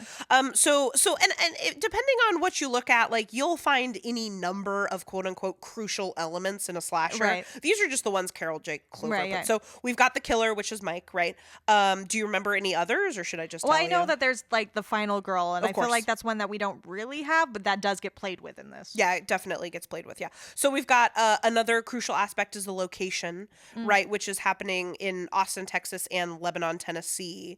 So like, to me that could be extrapolated to like the American South, maybe. Also, even maybe just roads. Roads, yeah, the highway system, yeah. There has to be a specific weapon. In this case, it's a car, which is like a play on those weapons. There needs to be a specific set of victims, which in this case is just women, women existing, right, which is classic. And I think it is interesting playing with, like I said before, how they kind of play with the idea of that virgin final girl. Yes, how all of these women are women who, like, we kind of know from the jump aren't women. They're like teases. They're women who don't put out, right? Who then get like punished for that instead of like in a classic slasher where we have like the woman dying right after having sex, you know? Yeah. So, and then there's also the shock. Yeah. Like the shock of like all four of those women getting killed in that car accident at once. Right. Because we spend so much time with them. And I feel like even with slashers, it tends to be like kind of a slower, like somebody will get picked off and then somebody else. Yeah, but it's like all four at once. It's like nothing for the better part of an hour. Yeah. Right? And then Pam and then everybody all four of those women in the car. Yeah. Right? Just back to There's back. like no build up to it. It just happens. Or to me, the shock could also be in the second part where Mike kind of he loses his upper hand, but he almost kind of gives it away. Right, because the moment he gets he shot... he thinks they're done. Yeah, he's like, okay, we're over. Yeah. And then he gets shot. Yes. And he turns into a baby. Yeah, he starts literally whimpering. Yeah, right? no, a lot of people have talked about how he's just kind of like a bully. Yeah. And how it's so a thing with bullies where the moment where they're not in like in charge and control anymore, they're not the big man anymore. They just like blubber and just lose it. And we do see him just like whimpering and crying. Yeah. And it's so apparent like what the shift is there, like the huge change that happens there, that it is kind of shocking. Because it's that could a be huge a shock, change. right? And then of course the idea of the final girl. And it's interesting because at the end of this film, we technically have 3, if not 4 final girls, right? Because Lee is still around. She's just back at that weird farm place, right? Yeah. So there's Kim, Zoe, and Abby. Like they're all the final girl. And they all get the final kill, but Abby is the one who gets the final kill, right? So she's kind of set up as a final girl in that way, right? Yeah. But all the other women get a good hit in. Oh yeah, they get theirs for sure, yeah. And so it's interesting, like this goes back to the parallels between the groups, right? It's like Arlene is sort of set up as a final girl. You know, she is set up to be the most virginal. Right. And also the one who's a little bit outside of the big partying that's going on. Yes, she's a bit of an outsider. Exactly. Because she just doesn't know them as well. Yeah. You know, she has a conversation about making out with Nate, but then stopping it there. So she's kind of the most virginal, right? You know, she is the one who gives Mike the lap dance, which is sort of setting her up to be engaging in something sexual, right? Which could, again, like lead to her untimely demise, right? For engaging in something sexual, right? And then also Mike, especially the way that he presents himself to the people he's like trying to victimize, you know. He does come off as like kind of sexless. You know, we don't really think of like older people as having sexuality, and he's a little older, right? Yeah. Though he's also kind of goofy, affable, you know. Yeah, and he has all those moments where he kind of comes off as like uncool, like when he is talking. Like, he approaches Julia in this very, like, negging way, where he's like, oh, are you famous or something? When we know he's already been told who she is. He watched her... He was listening to her radio show. Like, we know that he knows she's famous. Yeah. But he approaches her like, oh, are you famous? And, like, has his initial conversation. And then in the middle of that conversation, before it's over, starts to have, like, this almost sneeze moment. Yeah. And it's, like, really awkward where he, like, almost sneezes, but then doesn't, and then just, like, awkwardly leaves. And, like, Julia and, I don't know, I don't remember if it's Arlene or whatever girl she's with, they just sort of, like, look at each other and sort of laugh to themselves because it's like, what the fuck? That guy was a dork, a nerd. What was that? Let's keep smoking weed. Yeah, that it is this sort of like, that he has this kind of like harmless. And that's another really interesting part about the lap dance scene, which we've already talked about extensively, right? That these two kind of relatively sexless characters or desexualized, maybe desexualized characters, like whether or not they want to be engaging in something pretty sexual, certainly sensual, right? Right, yeah. Maybe one person watching this for the first time or viewing it through a slasher lens would see Arlene being set up as the final girl. Yeah. But then she gets a tire to the face. Right, at the same time as the other women too. So it's not even like she gets a special death. Yeah, no. She just doesn't get to outlive them. No, it's just the same as everybody else. She's just another woman. And then it is Abby who actually gets the death blow, the leg up crushing the skull, right? So, that raises the question, so does that mean Abby's the final girl? But then I do see so many more connections between Abby and Julia than Abby and Arlene. Yeah. I mean, I think Abby and Arlene have a lot of similar temperaments. They are both the ones who didn't go all the way with their guys. Yeah. They're both the ones who That's true. Yeah. Who want to be seen as brave. They don't want to be seen as cowardly. Yeah. That's how they get Arlene to do the lap dance. And that's what Abernathy keeps, being like, you gotta let me be in the car. I swear I won't be like a coward about it. I'll be cool. I won't say a word. I'll be chill. So I see the connection between them, but I also get what you mean about her and Julia, where they have the legs in the back of the car, visually. And to me, I really just would have thought of Julia as our final girl for Act 1. Just because I feel like the final girl is usually a main character, and Julia to me is kind of the main character of that first group of women. We're, obviously, I mean, the first shot we see is Arlene's feet, right? But then we see Julia in her home on her couch, and it sort of feels like the story is about her and revolving around her success in radio. Yeah. And we get to learn a lot about Julia. Really what she wants to do is start her own record label, Yeah. It's okay, yeah, she's got aspirations. Goals, yeah. Yeah. This is just one step for her. Yeah. No, I think she has a lot of main character energy. She really does, yeah. But I think she has main character energy for a different type of movie or show or whatever. I feel like she would be the Carrie of the Sex and the City. You know, she would be the one we'd see the story through, who would be telling the story on her radio show, you know? When they're living their life as woo, we're doing a girls' weekend. Julia's running this shit. But that's not the kind of movie we're in. I feel in terms of a slasher, even though we see Julia first, she doesn't come across to me as the main character of a slasher. Right. She's too cool. She is too cool, which is probably why I like her so much. She's so fucking cool. Yeah. So we do, in a way, see a twisting of those crucial elements of the slasher subgenre. And it's interesting, this film kind of breaks down, again, the purpose or the significance of splitting the film into two kind of separate but connected narratives, And so this quote, structurally, the move of restarting the film's narrative with a new, quote-unquote, replacement group of women is the central way in which Death Proof adopts a mirrored or diptych-like form. At the same time, non-negligible differences exist between the women in both groups. Thus, the first group largely comprises of white women in their early 20s. That's true, right? While the second group is more diverse in terms of age and race. The first group of women suggests an identifiable archetype of the slasher victims, right? While the second group really reflects Quentin Tarantino's attempt to subvert the slasher genre. I see that. Yeah, which I thought was really interesting. And I was also wondering about, the only person of color we have in the first part is Julia. And then we get Abby and Kim, who are people of color in the second part, right?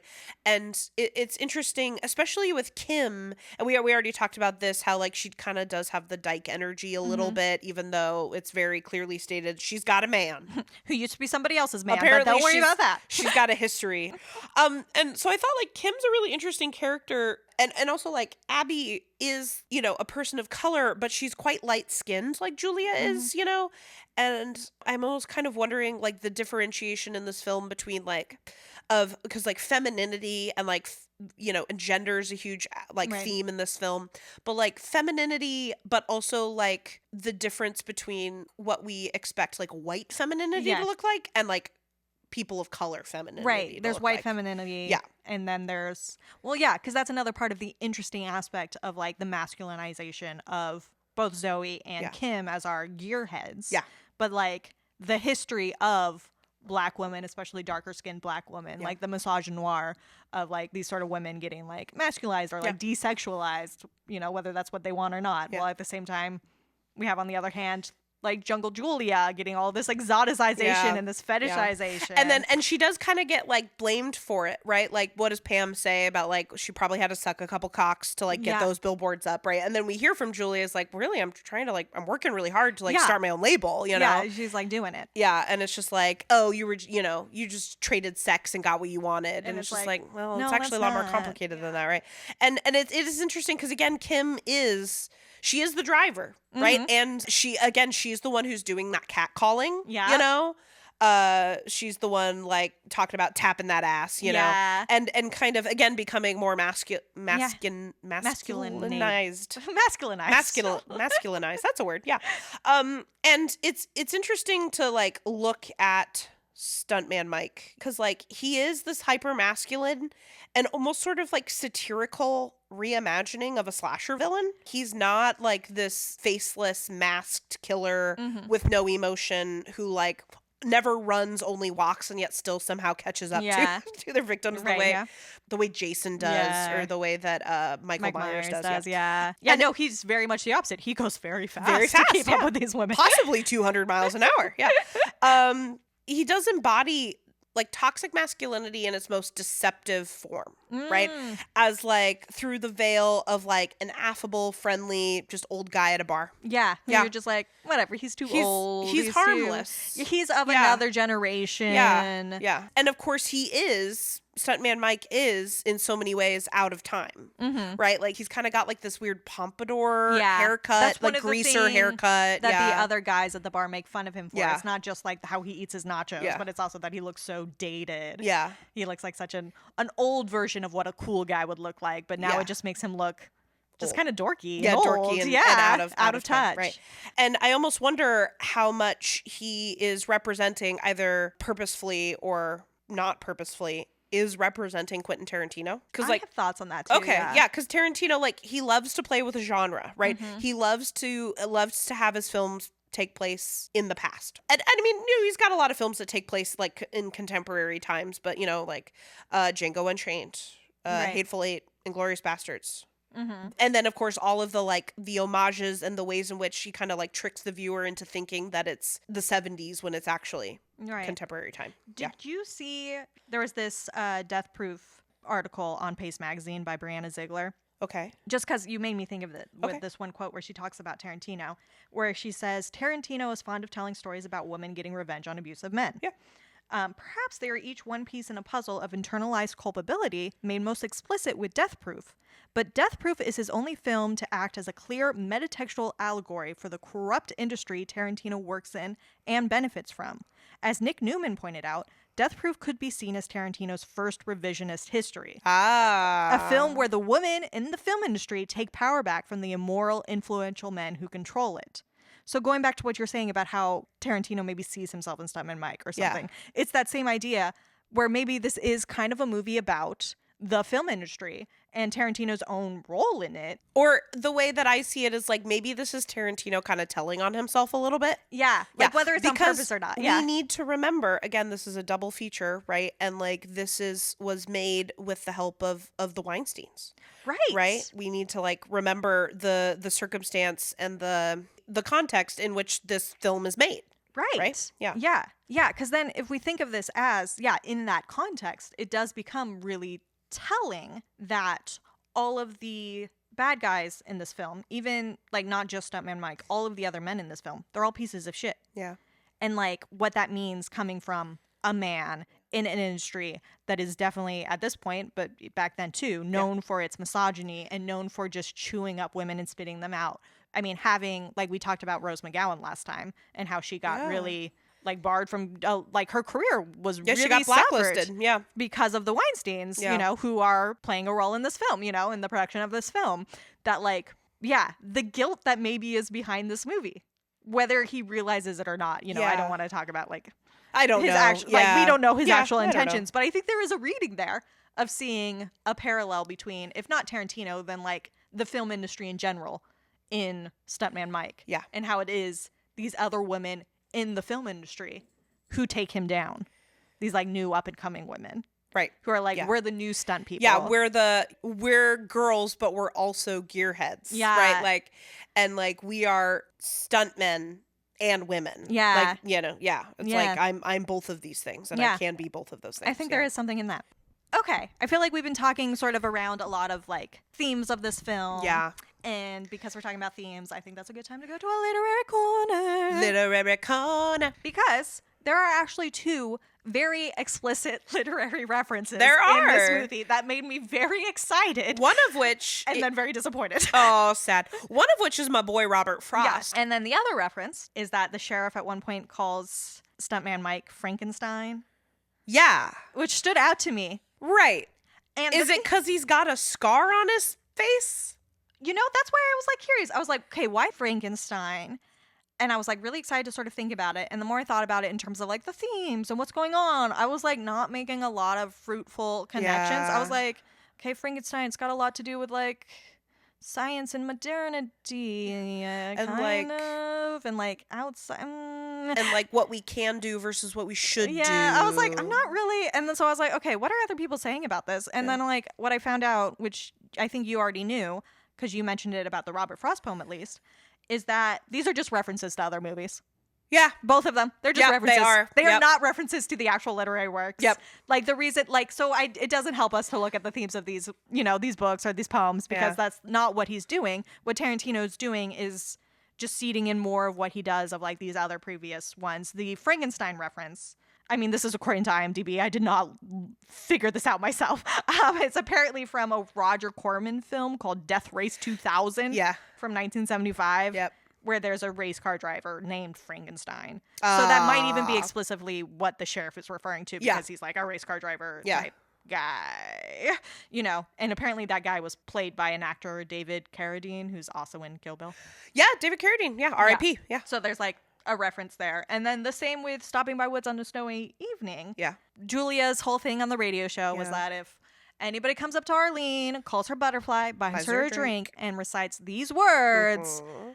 The woods are lovely, dark, and deep, but I have promises to keep, and miles to go before I sleep, and miles to go before I sleep.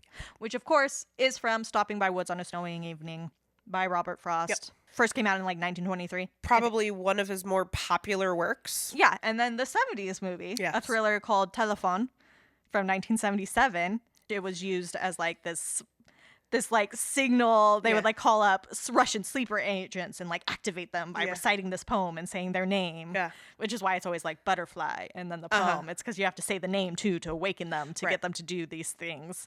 So it's like it wasn't actually about the poem. It was about the movie. And I was like, So yeah, again, like just like we talked about with Planet Terror, like the pastiche and the reference. It's very much just, that. Just more reference. Yeah. I could come up with a little bit more for the poem of how it does kind of fit because it's so much more of a feature in this movie than like an offhand Frankenstein reference. Right. So there are some things that I could think of. One of the main themes of the poem is that this is a story of a moment of like quiet observation in woods that the narrator does not own. Like one of the first lines is, whose woods these are, I think I know. And then he goes on to say, but, you know, the owner of these woods, they have a home like near the village. So they won't know that I'm here. So like stretching that to relate to Stuntman Mike's very explicit voyeurism because so much of the film is spent watching him watch these women or watching these women as him. And we know they're being watched and they, depending on which character, knows they're being watched too. Yeah. Yeah. So if we start but to sometimes see, they don't.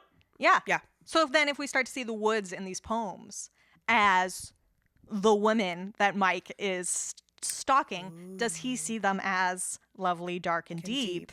You know, in that case, like that idea of being both threatened by them and drawn to them in the same way you can be with the wilderness. Yeah. You know, like he wants to tame them. Yeah. While also kind of loving the fact that they resist being tamed, that like cat and mouse is sort of what he likes about it.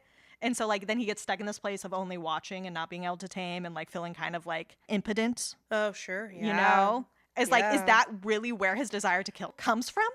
And then it's like if the woods are the women's bodies. And then, like, the owner of the woods is, like, the actual women. Like, who they are as persons, as people. Yeah. Like, this idea that, like, yeah, sure, they own those bodies, but they can't stop him from looking. And, like, they won't even know he's there. So I do think that the poem has a little bit of something. There's something there. Yeah. Yeah. The fact that this poem takes place on a road.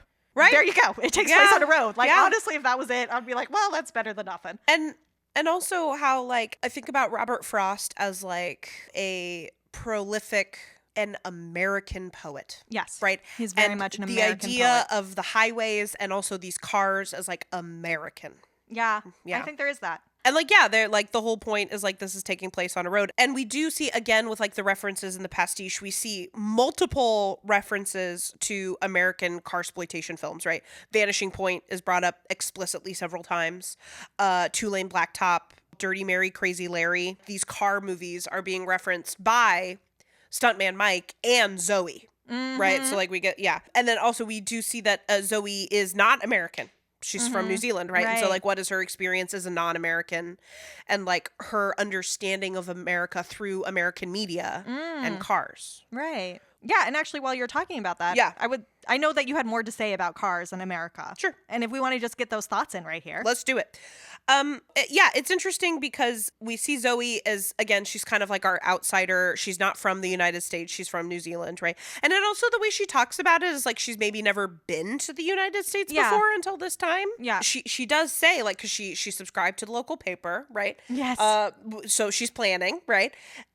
She does sort of seem to identify America with Detroit muscle cars. Yeah. Right? Because, like, she finds, like, she's like, I want to drive, and she says all the crazy car stuff I couldn't even imagine. Yeah. A white Dodge Charger. Yeah. From Vanishing Point. Yeah. It's, like, from the movie, right? Yeah. And she gets to, like, live her American Detroit muscle car fantasy. Yeah. Right? Love that for her. And, like, the way that, like, in the second act, Kim, Zoe, and Abby all get to kind of have a quintessential American male experience, right? I was thinking, I kind of posed myself this question. Actually, maybe I wrote it because I was posing it for you, but you don't need to answer it. So, like, thinking about how the characters, especially the characters in the second half, all kind of in different ways embody, like, an other, especially for, like, mid to late century America, like, when this is all supposed to be referencing, Right, you know? yeah. So, especially if we are reflecting the other, right, through exploitation films of the 1970s, right? So, like, how do they go against the idea of their otherness and have, like, an experience of, like, a capital R, capital A, real American, you know? Because, like, Zoe is not American. Right, yeah. You know? So, like, there's that, right? Kim is a black woman, already not set up for success, Yeah, right? yeah. You know, we get Lee as sort of, like, naive, a little young, and, again, literally a cheerleader. Yeah. Right? She is, like, quintessentially the girl, The really, girl, yeah, who gets, like, the most exploited. And like... And she gets left behind, too, Yeah, right? yeah. Like, she's the one who never really gets to break that mold. Yeah, but Abby does, and Kim and Zoe, right? They get to have their, like, we are driving a Detroit muscle car on, like, the back roads of Lebanon, Tennessee. It is interesting. Now that you mentioned that Lee Yeah. is the one who gets left behind, because what I said about her being, like, the quintessential one, I mean the quintessential one in terms of who we see on our screen. Yeah. Whereas the others are others to the point where we don't even see them on their screen. We don't even see the ways that they're getting exploited and, like, ground up by Hollywood or whatever society. Right, because Lee is the actress. Yeah, she's on screen. Yeah. Whereas, like, Kim and Zoe are stunt people, right? Yeah. And so, like, they're on screen, but, like, We in a don't way, see them. you don't want to know that they're there, Yeah. right? It's like to, you know, suspend the disbelief. Yeah. And then Abby is doing hair and makeup. She's off camera. She's backstage, Yeah. right? So, and yeah, it's interesting that they're the ones who then get to have that, like you said, real American. Yeah, they get very to white masculine. Yeah, experience with these, like, car exploitation films and, like, driving cars fast, you know. Yeah. And I also think that goes back to what this movie is, like, mainly referencing, which is Faster Pussycat Kill Kill, which, in the spirit of full disclosure, I have not seen. But what I understand about it is about these 3 women, go-go dancers. Right. It's these 3 women who just kind of seem like they've had it, and they go on, like, these car chases and are, like, terrorize men. Oh. It sounds great. Yeah, it does. Yeah, it really sounds fantastic. And so, yeah, like, the exploitation genre, specifically car exploitation, right, is very much like, you know, who's allowed to be interested in cars? Yeah. Not usually women, Yeah. right? And not usually women of color either, right? Yeah.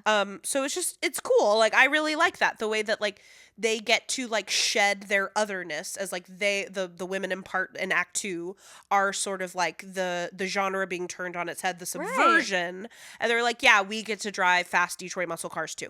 Nice. And we get to like take down this guy who is Yeah. trying to Who thinks make that us he victims. owns that. Yeah. That like this is mine. Like this is this is not for girls. Girls can blah blah blah. Yeah. Whatever. Which is just Which something. is really, that's how he's always gotten away with it, is because like he's always doing this thing that's like this very masculine thing, not for girls. Girls don't know about cars. And again, he is Stuntman Mike does really represent like an older way of doing things, and his sort of inability or unwillingness to move on from that and understand that like, oh yeah, like this actually is an experience for everyone. You know, like I don't own this. I never actually did. And I think that really goes into a lot of how I feel this movie hits on and is quite critical of patriarchy. Right, yeah. Which I love that. Anytime we can be critical of patriarchy, I'm all for it. Because, it's very focused on this, like, kind of very toxic masculinity. I think it's also a sort of, again, a very patriarchal thing of, like, really only seeing society as hierarchy. Yes. And this is the thing, is like the minute that Mike loses his upper hand, which he kind of gives up, like he doesn't go all the way to make sure all three of those women are dead. Yeah. He kind of lets them go, and he just kind of assumes like, well, you're not, what are you going to do? Right. Yeah, yeah. Because he doesn't know that Kim has a gun. Right. Right, yeah. And so like once he loses his upper hand, he never gets it back. Right. And so to me, if he's like representing the patriarchy, right? Like the patriarchy can't lose its upper hand, because once it does, it's never getting it back. Right. Right. Yeah. And, you know, not being able to understand or view a society or community as anything other than a hierarchy where like someone's got to be on top. Right. And if you're not on the top, you're the victim. Which is how you have all these like sort of like men's right activists, you know, up to the side of like, they can't imagine women having rights in a way that doesn't then take rights away from men or like put them into an inferior position when that's like, no, that's not what's happening. No, that's not what's happening. That's not what equality is. And the idea that it's better to victimize than to be a victim. Yeah. Right? And that like there's no possible way that a society can exist where it's not one of those two things. Right, yeah. Yeah. Yeah, and then even the women are pushed into a position of having to go along with that, where they then terrorize Mike in the exact same way that he terrorized Yep, they them. start catcalling him. Yeah. They start fucking with his car. Tapping that ass. Tapping that ass, yeah. But one literary reference that I kept thinking of the whole time is there's this quote by Margaret Atwood that once upon a time, like she gave a speech where she tells this story. Why do men feel threatened by women? I asked a male friend of mine. They're afraid women will laugh at them, he said. Undercut their worldview. Then I asked some women students, why do women feel threatened by men? They are afraid of being killed, they said. And I couldn't stop thinking of that quote the whole time I was watching this movie, because it really is so true in this movie. Yeah. Not just that, yes, these are the things that men and women are afraid of, but also that, like, they're right to be afraid of it. Like, Mike actually is right that these women are making fun of him, like, behind his back and to his face. And all the women who, like, are wary of him, they're right to be. He does kill them. And I specifically thought of it in the scene where Pam gets scared. Yeah. The one we were talking about, and she's like bleeding and she's crying and she says, I know it's a joke and super funny, but if you stop right now, I won't tell anyone because I know it's a joke. I know all about jokes. Yeah. And it's like, if that's not the sort of strategy that women have to pull out all the time to try to like de-escalate. Well, and also just because of where she is physically, it really is her only go-to. Yeah.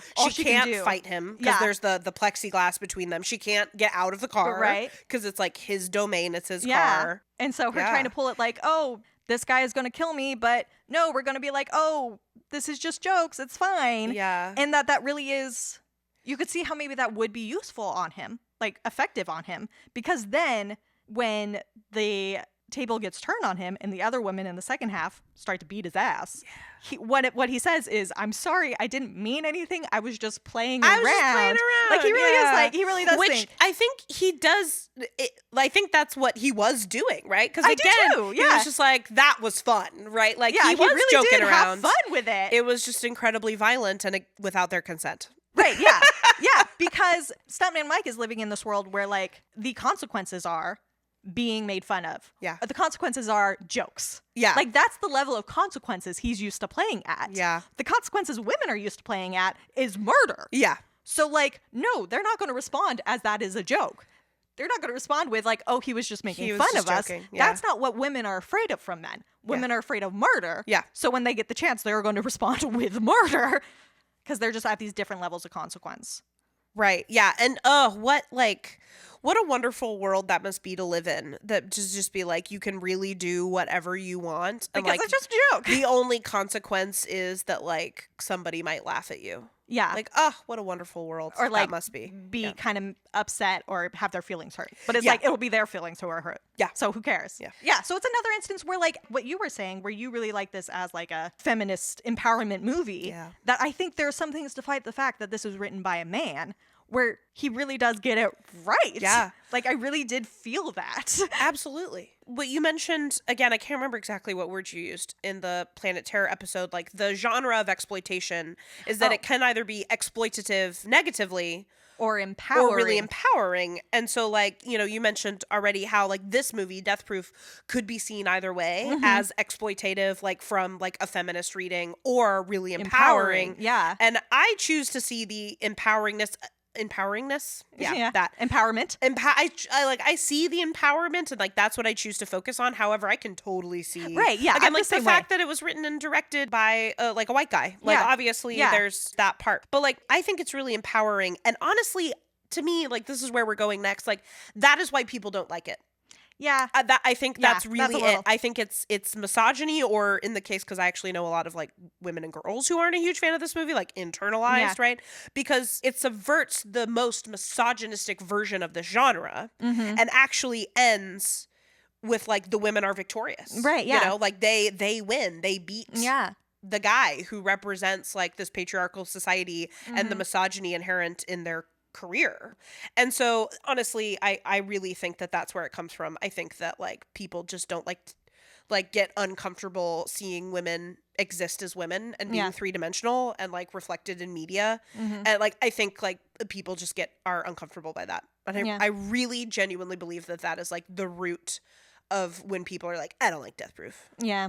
No, I have more to say about that. Do you have anything about like a feminist critique of this film? Yeah. Well, I think it's kind of like what I've already talked about. Okay. There was this BuzzFeed News article written mostly about Margot Robbie in Once Upon a Time in Hollywood, but it has this part sort of generally talking about Tarantino and his films. Yeah. And it's talking about how like Tarantino's at this point where people can't really challenge his movies because he's reached a point of like celebrity and Yeah, like he's Quentin high status. Tarantino, man. Like you Yeah. can't. So she He made had- Pulp Fiction. Yeah. Yeah. So she says, Tarantino doesn't seem to have been challenged much on his approach to filmmaking at all. And when he was, while he didn't just refuse to give an answer, he refused the concept of the question. That dismissive attitude, which coexists with the vivid, memorable women Tarantino has written into his scripts over the years, is emblematic of his insistence that his films can borrow power from real-world concerns, but owe nothing to the actual people, especially the actual women who experience them. And that's like so like beautifully wraps up the entire idea of the exploitation genre. Right. That I think he, even in his attempts to sort of like subvert that genre, like I did see some of the other critical takes on it were also just that like he got too deep into the exploitation genre. But I think that's true in all of his films, kind of. That he goes really deep on the genres, even when he subverts them. Because it's so obvious that like he's a film nerd. Right. Yeah. But to the point where like maybe he doesn't question or problematize them enough, the like actual harmful elements of these movies. Right. You know, the actual like exploitation films are exploitive. Yeah. And like this film still does have its exploitive moments. We still get a full-on lap dance, you know, that's true. even if it's shot in this sort of way with her little flip-flops. That's kind of fun. And he's like known for writing these women who like get revenge and like are really badass, and at least in this movie, less so in other movies, are like actually these real well-rounded characters that like feel really lived in and true. But that like, I don't know, going back to that other critique of him as like maybe this is a movie about the film industry, he is still complicit in this. Like, he is still complicit in the fact that these women need revenge. Yeah. So he's kind of like trying to like have his cake and eat it too. Of like, look at these badass women that I'm still going to totally exploit. Yeah. You know? Yeah. That it is just that tension there. I've already said, I think that people's kind of dislike or push against this film is rooted in, you know, the misogyny that is like structurally built in. So I've got another quote from Carol J. Clover. This is an excerpt from The Final Girl Theory that I think just perfectly encapsulates everything I want to say about why people push against this movie. The phenomenon of the male audience having to identify with a young female character in an ostensibly male-oriented genre, usually associated with sadistic voyeurism, raises interesting questions about the nature of slasher films and their relationship with feminism. And it's necessary for this surviving character to be female because she must experience abject terror, and many viewers would reject a film that showed abject terror on the part of a male. Right. Which is what happens to Mike at the end. Yeah. Yeah. He absolutely, we see him blubbering. Yeah. We see him in pain. We see him in the sort of pain that we expect guys to kind of just walk off. Like, oh, you got shot in the shoulder or whatever, you know, like whatever. You keep being a like badass. Crying. Yeah. And he's fully crying. He's like, oh, I can't take it. You know, like he's whining. Yeah. And then he finds himself in a similar situation to where Pam is, where she's like, kind of using her words to like beg for her life, you know, and be like, I was just joking. It's, which isn't what we like to see men doing. And then also even to make it even more explicit of the like demasculization, where then he's getting talked about in these like sexual terms of like, we're tapping that ass. Like, totally emasculated him. Like, that's so uncomfortable. And I think that was another thing that came up in a lot of the like negative reviews of this film is that they said, they were always like, I normally love Tarantino's dialogue, but I hate the dialogue in this movie. Yeah. And I think it is because it's coming from women. Yeah, it's honestly pretty straightforward Tarantino dialogue. Like, the only part of the dialogue I didn't like was when they were talking about, like, so who's getting dick? You know, where they're, like, talking about men in this, like, really, like, okay, this is written by a man sort of way. But, like, the rest of the time when it's just, like, when he just lets himself write as if these are just people and not women people, it's, like, it's really great dialogue. Yep. I love the whole story about Zoe Bell like falling in the pit and being fine. You know, like it's so good. And I think it really is telling that they talk about how like Vanishing Point is like a movie for guys and Pretty in Pink is a movie for girls. Because it really did make me think, is that the problem? Is it that this is a movie for girls? Yeah. In a way that like Kill Bill isn't and Reservoir Dogs isn't. Yeah. Like, is this just that it's a movie for girls? And our culture's systematic like devaluing of anything that's perceived as feminine. Yeah. Right? Like the existence of women, right, in general. Right? Just kind of like the devaluing and like, again, you know, a woman can say something and just kind of be brushed off and ignored, and like a man can say the exact same thing and be like, oh, that's like a really good idea, you know? Yeah. Which makes it extra interesting that all these movies, like that's something that Tarantino does, is that he's really interested in revenge films and that he often centers them around like women getting revenge. Like I'm thinking about how famous Kill Bill is, but how her, like Uma Thurman's character, her need for revenge is like this very singular thing that's very like hyper stylized and like very exaggerated in a way that the revenge in this film, even though it still is like this guy's murdering people with his car, like that's a little bit outside of reality. But like, the idea of like guys creeping on women and like the other things that Stephen Mike does and like killing women, that feels very real in a way that I think is difficult for people to watch. Yeah. Like these aren't like samurai femme fatales, you know? Like these are just like working girls in the industry wearing their flip-flops, like whatever. Just and it's trying like, to have a fun night out with their friends. And then they're just getting sick and tired of all these like gross men who are just like fucking with them for their own enjoyment. And like, oh, this time they're going to let their rage out. And it's like, that's not what people want to see in a Tarantino film. They want to see things that's like a little more distance from them. From reality. Because if they actually think about how angry and how much reason women actually have in our society to need revenge, I think that makes them really uncomfortable. Whereas like I think for some of us women watching this, we can feel a lot of catharsis in it, depending on 1,000%. Yeah, I think you're right that men have a hard time with it because like the only person they can relate to is Stuntman Mike. So when that turn happens where he's blubbering and sad, it makes them feel also that way. And it's hard because like you're saying, I also love this movie and see it more in this like kind of empowering way. Despite the fact that it is definitely very voyeuristic. And it's also like problematized by the fact that so many of the voyeur shots, like we know that they're coming from Stuntman Mike. So like we know that they're the villain, you know? Like sometimes even literally through his camera lens. So like even while we get these male gaze, it's like still like demonized. And he's still in the wrong. And so it's like making you be really aware of the fact that this male gaze is very possessive and it's very violent. And like if you don't already know that, I could see that making somebody really uncomfortable. Or if you don't get that Tarantino's like playing with that, or you don't think he's playing with it enough because even though he's like problematizing it, he's still doing it. Sure. Yeah. I could see how that would make you not like this movie. Yeah. But I like it. I mean, it's not perfect. Right, yeah. But it's like, to me, it's like it's a piece of art. Yeah, it can have flaws and still be enjoyable, and you can get different things out of it. Yeah, and can still have important things. Be able to send that message. I'd be like, yeah, if you actually think about it for literally 2 seconds, you'd be like, yeah, women actually have a lot to be upset about. Yeah. And that's really what this movie is about. Yeah. And they get it. And I love it so much. Huge fan. And I think we're allowed to have critiques of things that we really like or even love. Yeah. And I think this is one of those cases where I love this movie and have some notes. Yeah. Or can see how people have notes. Yeah. But often the notes that they have are stupid misogyny. Yep. Yeah. It's just like, I don't like women saying things. That's not obviously from the perspective of a woman. It's just from the perspective of a human. Yeah. Nah, I don't like How that. dare you suggest these women are like human that. and have their own feelings. Yeah. Sorry about it. Do you want to play a game? Let's play a game. Okay, so for our Planetary episode, I made a Mad Lib. You made a Mad Lib. All on my own some. I also made a Mad Lib, but I made it with Chat GPT. However, the thing is that it's not perfect. Right, yeah. It's this tool that we're meant to use. It's not supposed to replace us. It's supposed to be like an extra tool in our toolbox. So I did, you fiddled with it. So I need some things from you. Yes. Okay. So I need an adjective. Vampiric. And give me an occupation. Any occupation. Okay. Well, let's stick with biomechanical consultant. You know how bad my spelling Biomech. is. Biomech.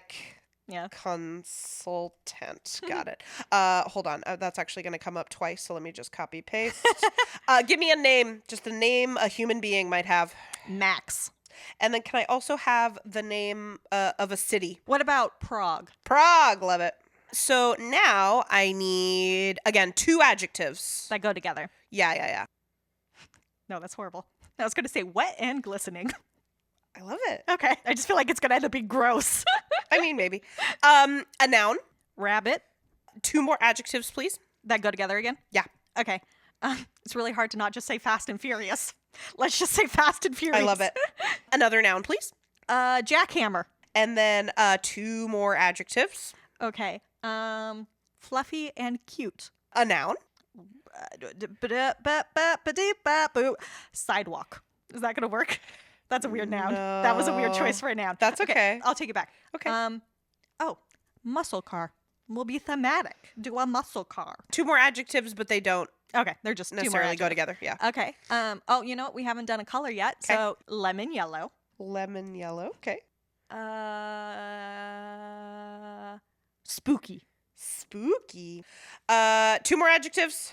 That go together? Yeah. Proud and tall. Those kind of go together, right? Yeah, they do.